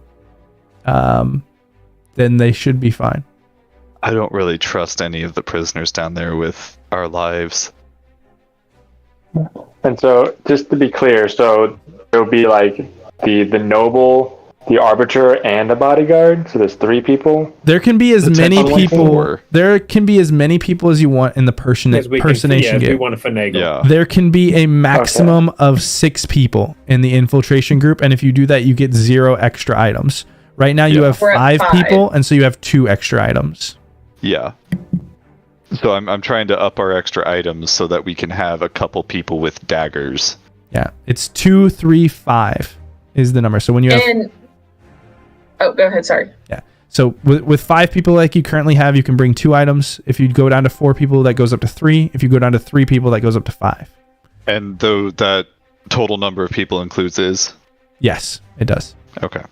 The daggers you can have on yourself because you're expected to be sort of armed while you're petrified. As long as it's small, like as long as it's not and you something can significant. smuggle it in the prison outfit. Yep. Okay. So a dagger and the boom boom disc, I'm probably good.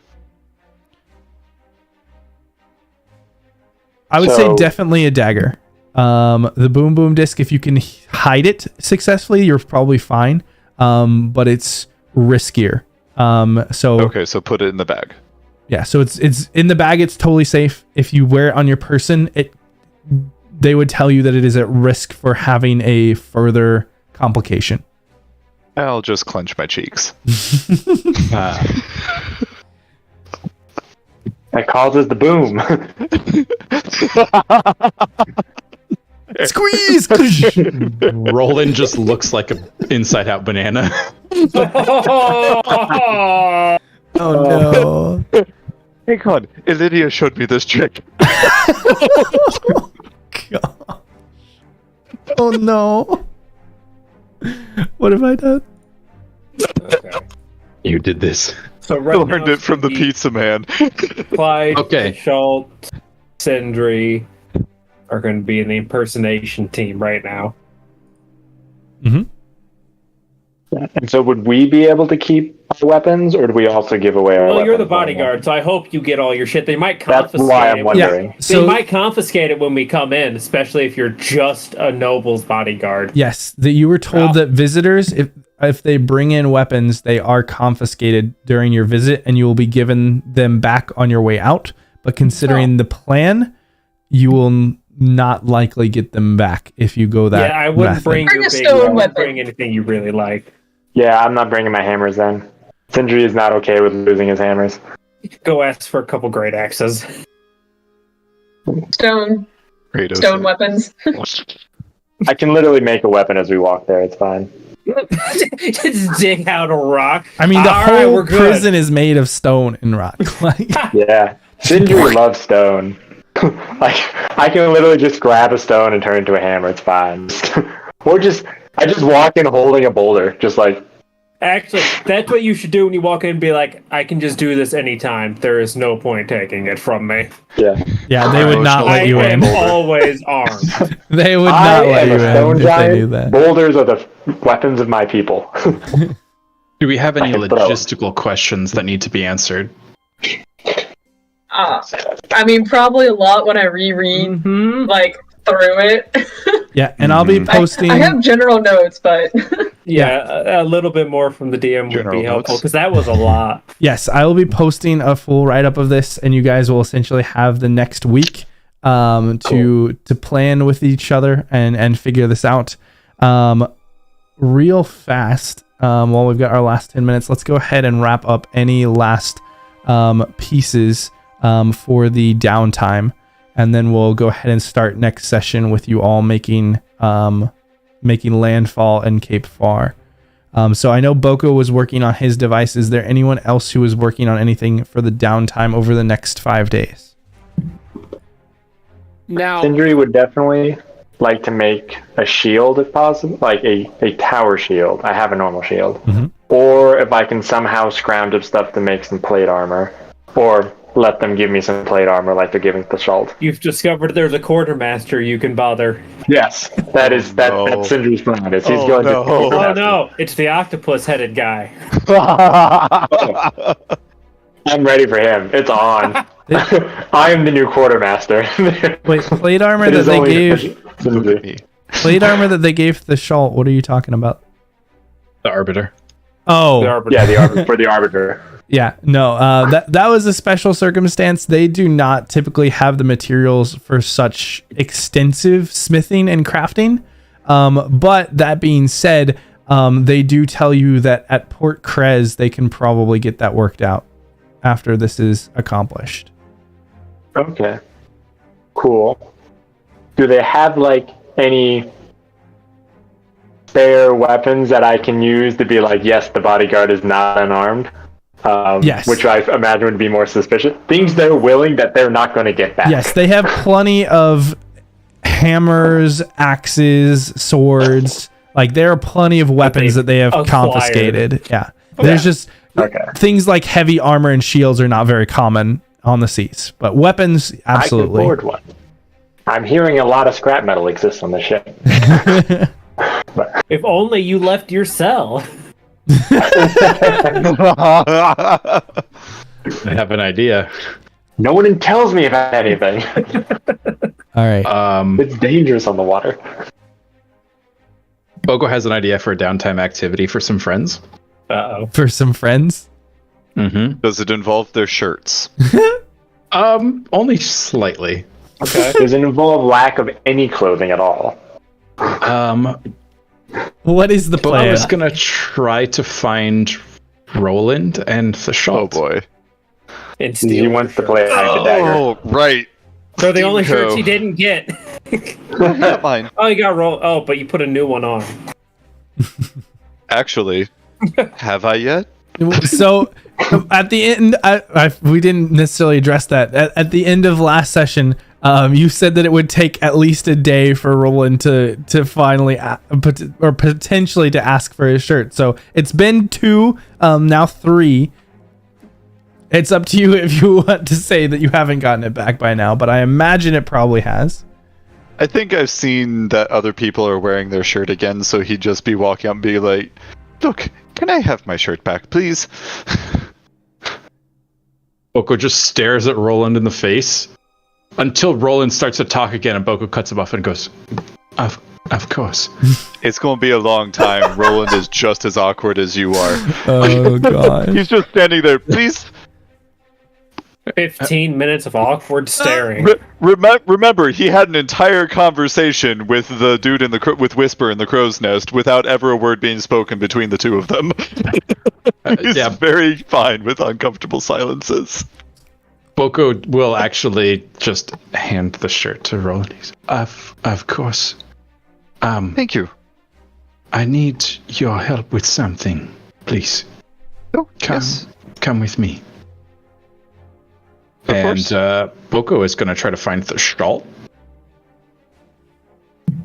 All right, I'd probably be well, I guess I need 100 gold worth of materials. Would I be able to wear my at least my undersuit mech stuff under the larger heavy armor? The undersuit, absolutely. That's what it's made for. But perfect, the mech armor, no. But the special item that is the under armor, yes. Maybe I'll just equip light. That's fine. That might at least be a little less. Mech armor it up. Well, I could. I would need some materials, but I feel like we could probably. Yeah, you guys have access to enough materials to make it into a mech armor if you want. Perfect. In that case, let's go ahead and start work on it. Okay. I imagine on the ship we also have access to like tar and basic like repair items that would be used on the ship, right? Absolutely. Perfect. Perfect. Boko is going to drag Roland to the Schalt and he's going to sit down and he's going to say, I have an idea for something we can bring on this mission. I need your help. And he's going to lay out a couple of wooden stakes on the table. He's going to say, if we can carve these into small balls of some kind, something that would easily break upon impact, we can fill them with something potent to be used to subdue things without killing them. Really? Yes. Anal beads of sleep. Yes, Roland has demonstrated he has a very delicate and steady hand, and I figure he may be one of the best to use this and introduce it into these. And he's going to pull out a bottle of about 8 ounces of paralytic goop that he has been holding on to. All right, now we need to find where the air vents are, and this whole mission gets a lot easier. If we can create these small wooden balls, something that upon impact breaks and spreads the goop, this may be very useful for both teams, you see. Just make shot for slings. Great. But then what do you need my assistance with? You're certainly an accomplished artificer yourself. If we mixed steam with it, would we be able to aerosolize the effect? We would need something more metallic in nature to hold the pressure. Now we're talking about over to the conversation. Okay, now we've gone from little balls to grenades. We've got like 5 days to prototype and fucking use this. I was thinking of making Legos. They're the worst things to step on. I would rather step on a caltrop. Oh gosh. But explosives work too. I like metal. I'm good with metal. What are we making? Sindri smelt the metal talk. It appears. Someone wants to craft with metal. What do you think? Somebody tell me this is a dumb idea. I think that this is a fascinating idea. Oh shit, here we go. You came to the wrong person, bucko. I will say, with how potent this concoction is, that if we're working on it, we have to cease at least a day before the plan needs to be enacted. If we don't have anything working by then, we stop trying. Okay. Fair enough, nothing wrong with This sounds fun. I don't think we should go in there with theoretical guns blazing. Well, yes, I agree. If we can't get an actual testable working product by the time the soul mission comes, well, we abandon it and we perfect it for later use, as it were. Boko smiles. That was exactly his idea. Oh, What if- very good. What if we store it in a stone sphere instead of metal? Do we have access to stone on the ship? Like enough to like prototype and manufacture? Probably not as easy as wood. Yes. And remind me, this was 8 ounces, is that right? 8 ounces in a glass bottle that I have. Yeah, so just doing Have some a red quick solo cup. calculations, you could theoretically make 4 small capsules that were capable of affecting like a limb, or 2 large capsules that were capable of potentially debilitating an individual. Interesting. So different possibilities. Or you could split it up 2 and 1.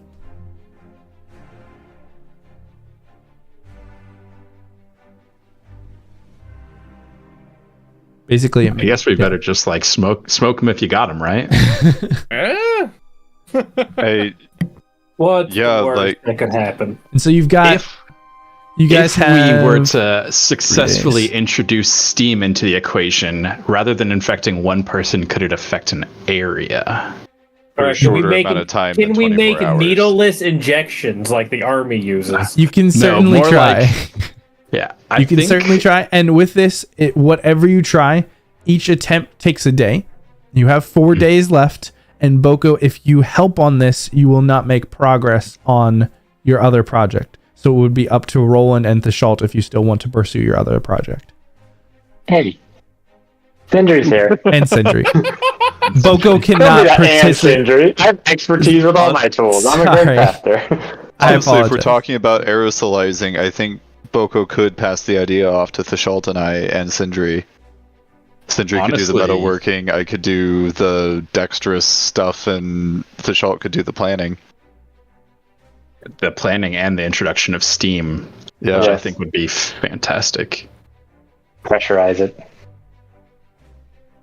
I think that would be acceptable. And Boko's just going to leave you with a huge thing. He's going to trust you with this very valuable paralytic coop that he made. Hand it to As he's Roland. walking away, just, do you happen to still have the formula for making more of this? Very, very casually, Boko turns around, looks Roland in the face, and goes, "I think," and turns around and walks away. Good enough. Gingerly sets it down, and then, like, realizes it's on a table and they're on a ship, and, like, takes it and puts it on the floor and then starts packing stuff around it to make sure it doesn't slide. Takes a single boot off and puts it in the boot.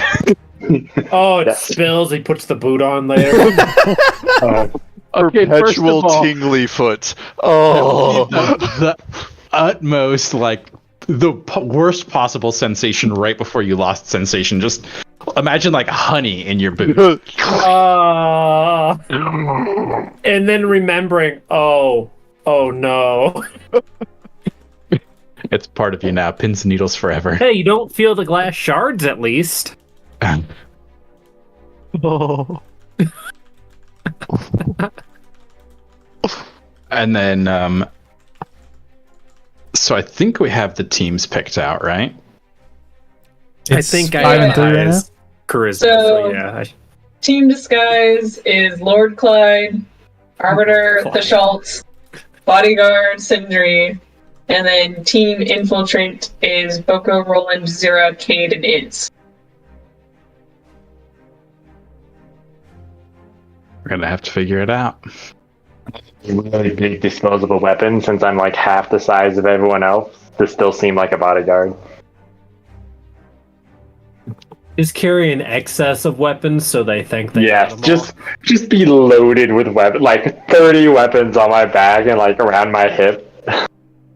Be that YouTube short where it's like, please disarm, and just keeps dropping weapons. Where are you carrying all this? And then, we're leaving, and then he has to pick all of his shit back up and leave.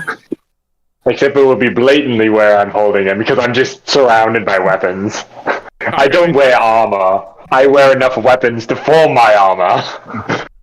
Amazing. And then I think the only logistical question I have is how are we being paralyzed? Because that plays a very big role in my not paralyzed, petrified.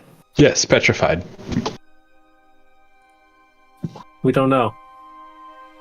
I don't think they've told us. That would be part of the questions that we told them we would bring them by the end of the night. All right, let me go to my notes. And Can we have a lore that Earth Kanazis are immune to petrification? Because we're already stoned, so what are you really doing? Petrifying you. Yeah, turning you from 50% to 100%. Yeah, we're turning you into your true form. What I want to know is what happens to a petrified water Genasi? Is like just the surface petrified and then like the water underneath keeps moving? The hair becomes glass, so it's still you smack her and she's like a gusher. Oh my god, no! No, I'm not okay with that.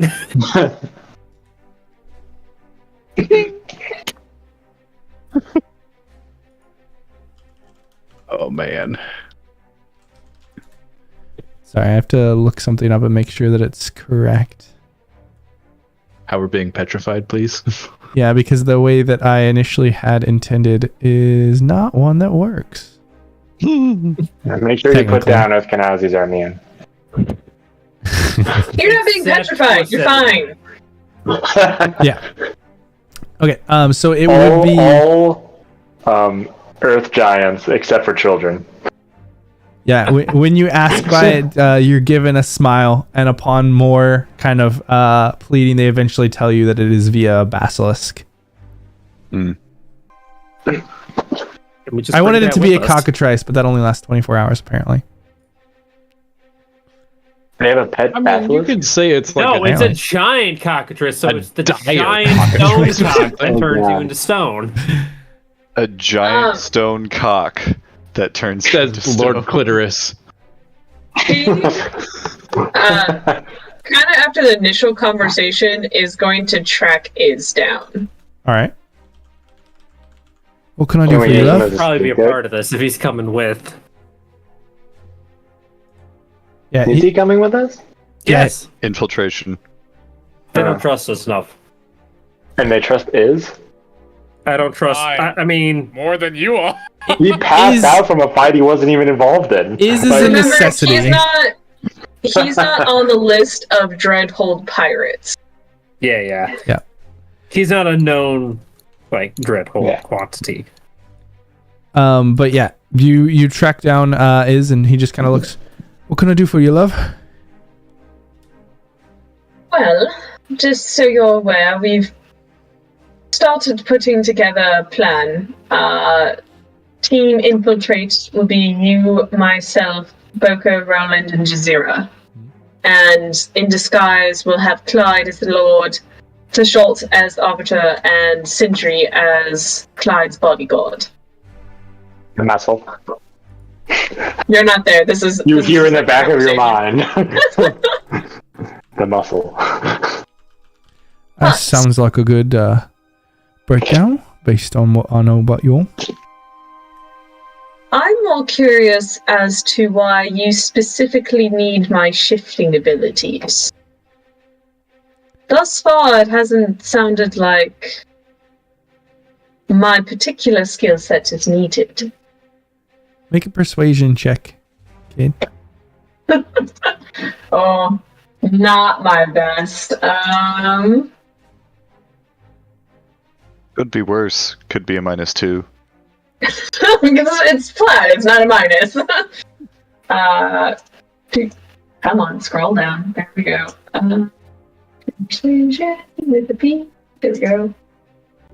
Nice. I have inspiration. Okay, yeah. That's You a can't good get place worse. to use it. Okay. better. You were right. It's not worse. It's better. Listen, I appreciate your interest, but you'll just have to trust me on this one. I'm the last one who's been inside that prison, and there's things about it that only I know. I don't trust you at all. Frankly, I trust you less than I can throw you, and I can't throw you very far. Oh, it's a shame. I thought we had really connected the last few days. Mm-hmm. Yes, I'm sure you say that to all the ladies. Just tell me this.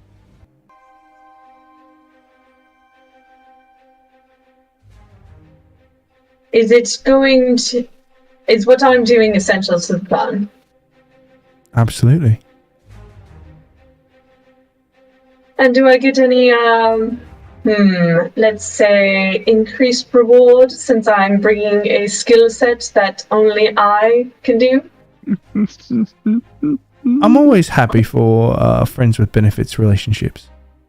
I don't want a reward from you, I know what you mean. Yes. Trust me, this will be well worth your time. Very well. Just, I hope you know what you're doing, that's all.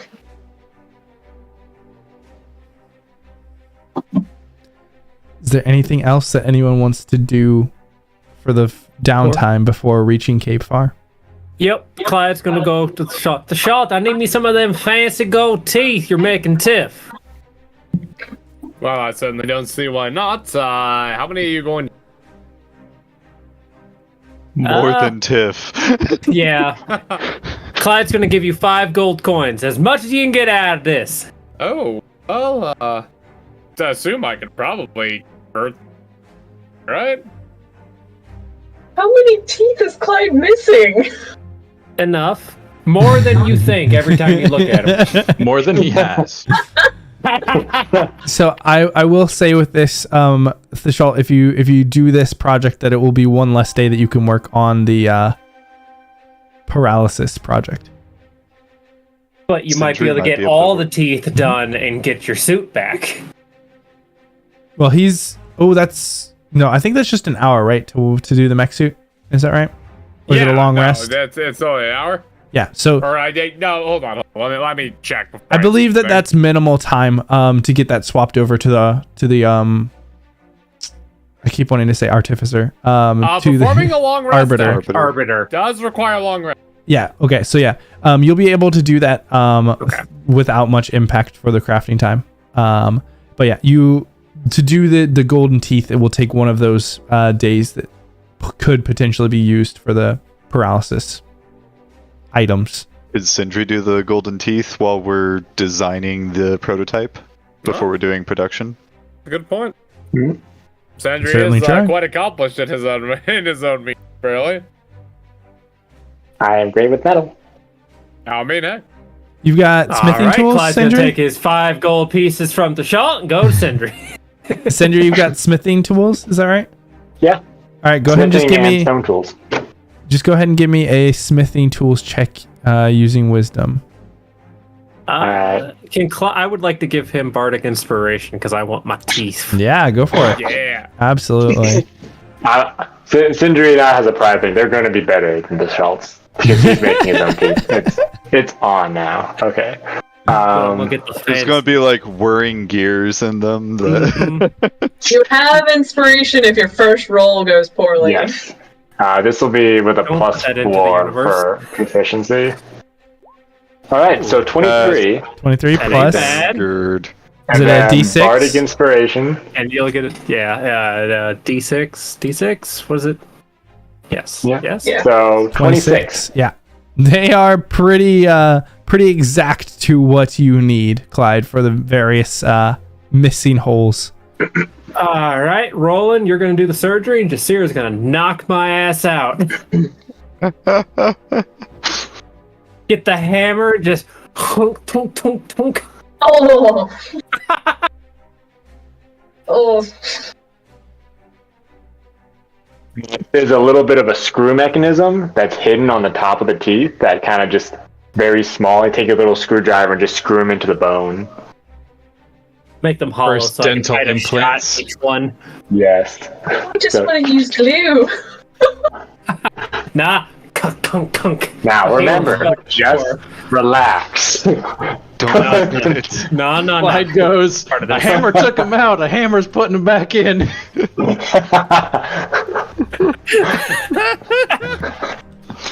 Yeah, so I guess while Sindri is working on crafting the shells, I'll go do the surgery.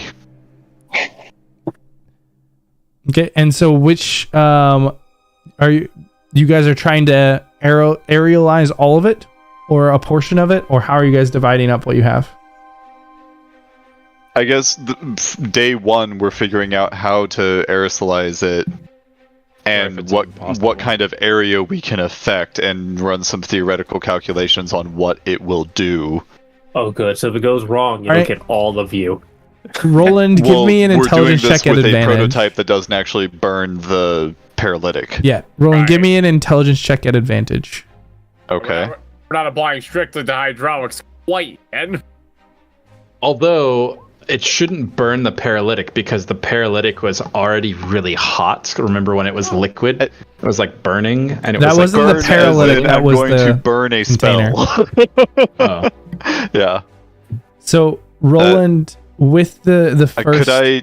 Yep. I didn't specify this beforehand, but I had intended to say that on every single check related to anything around this, I would be using guidance. Yeah, that makes sense. For Go ahead. everyone involved. Yeah, that makes sense. So, okay. The thing about working with Roland, he's always looking over your shoulder. Oh, I still had 2 GMs selected from. Okay. But it's a 2, so 13. So, with this kind of initial prototype, you're not conclusive as to how effective the aerosol is going to be. You know that the amount that you of paralytic that you put in is directly related to the size of area that it will affect. But you don't know any idea about like the relative DC that it'll carry, the exact area of that. It's probably going to be somewhere localized. It doesn't seem like you have a whole lot, so you're not able to get very wide radiuses. So it's We're probably not going to put it in the vents and small. then drop the entire place. Yeah, and to get It'd be pretty cool. to get Yeah. But a good thing is the observation posts. Are they enclosed? that they're not enclosed. They're kind of like, imagine like the top of a tower if you like pulled it off and just put it in the middle of the room, where they've got like little is it parapets? Parapets, yeah. But yeah, it's essentially like that. So Okay, it's, So it it's doesn't like a have Star Wars, there's a room and a big desk and a circle. yeah, more or less. And like windows that all around, but we can see out. In addition, Sure. you Like do, arrow slits. Roland, you do link up the kind of relation that essentially your area basis, that it's going to be relatively similar to the effect of the paralytic when it was put into a capsule. So essentially, if you use 2 ounces, it can affect a small portion. If you use 4 ounces, it can probably affect up to 1 to 2 individuals, and if you put in all 8 ounces, it can get to a little bit wider range. But the specifics of that are still a little hazy. Okay. Okay.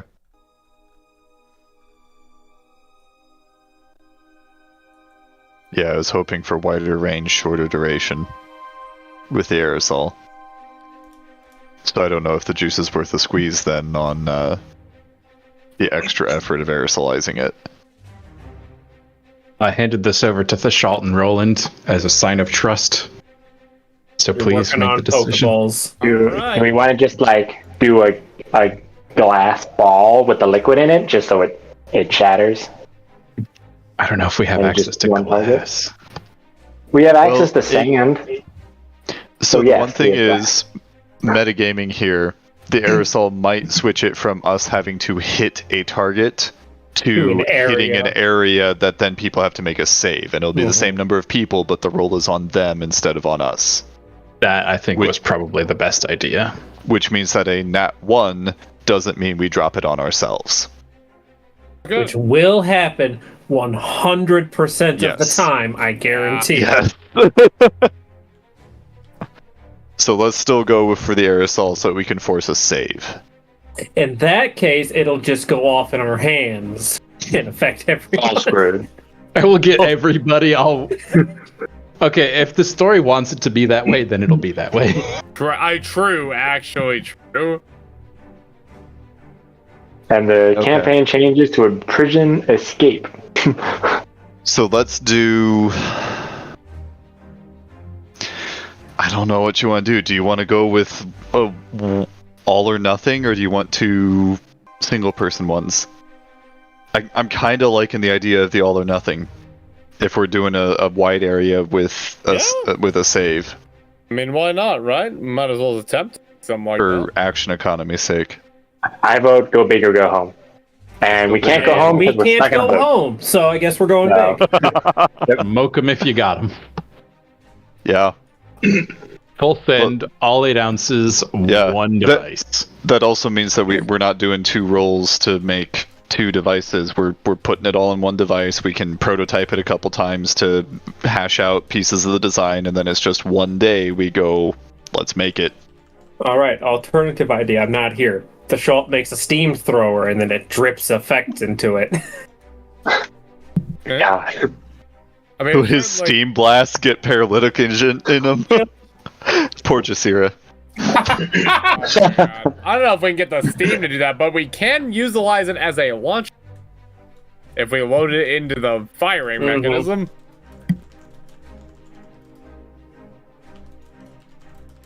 Yeah. Go big or go home. Oh, can Clyde root through some of the stuff on the ship to find fancy clothes? Yes. If you talk to Awesome. Corwin, he can definitely outfit you with enough to Perfect. appear like a lord. Beautiful. But yeah, when we do make the thingamabob, I think we're definitely going to be looking to like calling people in to take a look at it and give advice, run it, do the Napoleon's corporal test, and have Clyde come in and take a look at it. Metagame, I want bardic inspiration on all of us.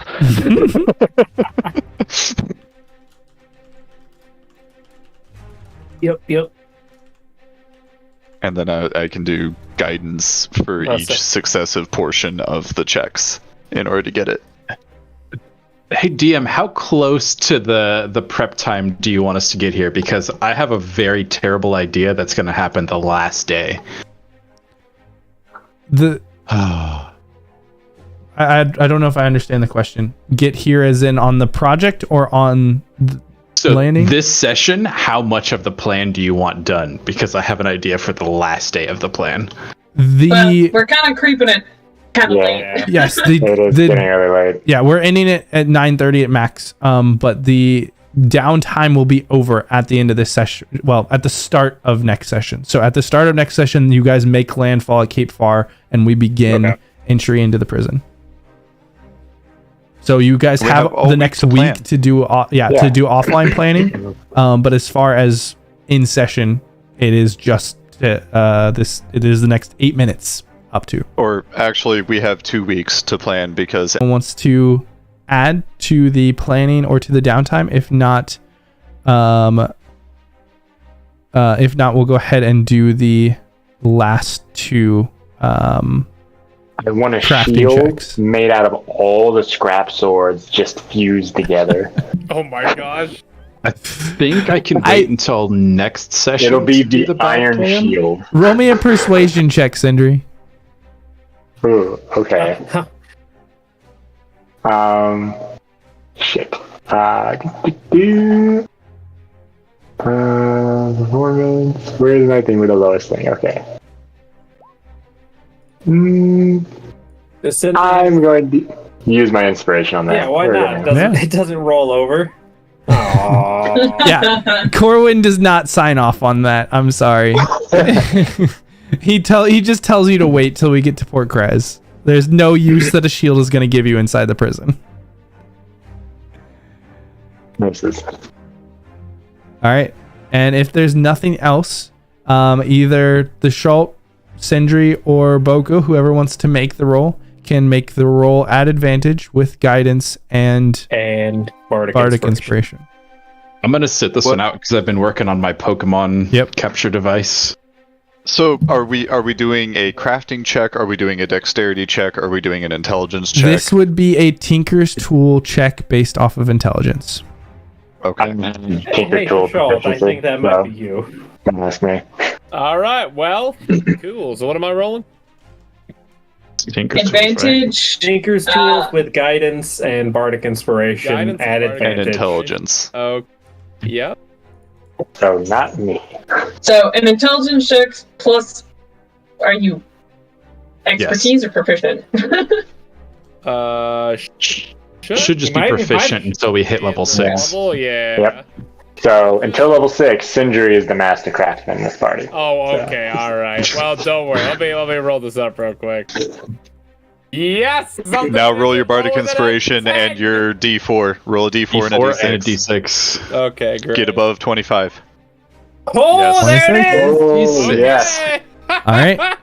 So between the group of you, you get a small capsule that is roughly the size of a baseball that when thrown will release some version of an aerialized paralytic. And we left the paralytic stuff outside of it when we make it. All It right. is all contained. It's Steam. Ah, shit. All right. I have removed the paralytic goop from my sheet. It's official. And now, Boko, if you could make me a Tinker's Tools using investigation. Oh, wait, no, you already rolled those. So, as you are working with Shay on this and developing over those days, kind of helping out here and there on the other project, you and Shay are able to develop this initial small prototype piece that fits in where you guys have kind of theorized it into the prosthetic.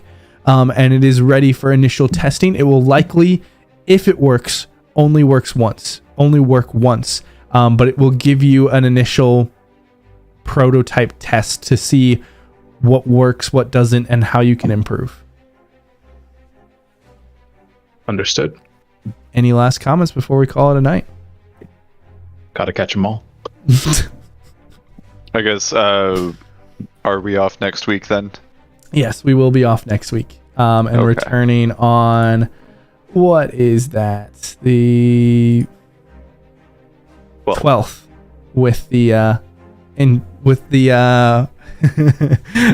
on Dreadhold. Oh, and Bree can't be there on the 12th.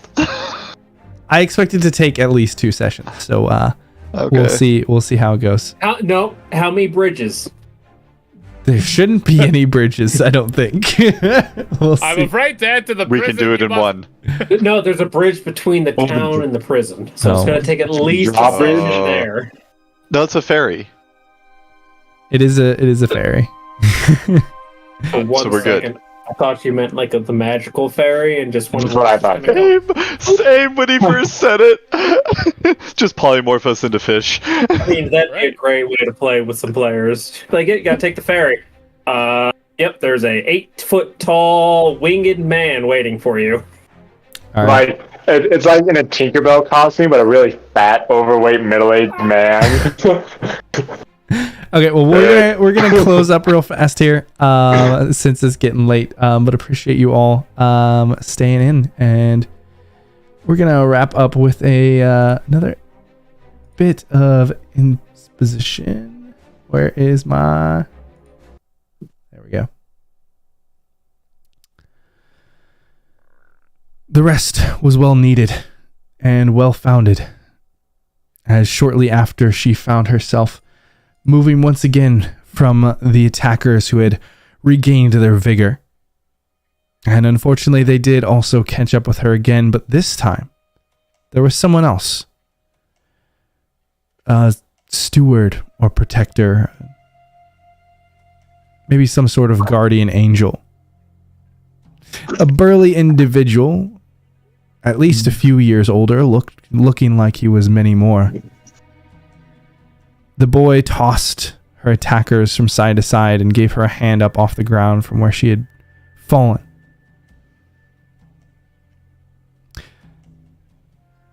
He didn't give his name at first, but offered to give her a safe walk home. And the two disappeared into the streets of the city. The start of a new friendship. That's where we'll go ahead and leave it off for the next 2 weeks. Thank you so much for joining us, and we look forward. Please come in and join us for the Dreadhold Escape. It's going to be lots of fun. Again, that'll be March 12th. So we'll see you then.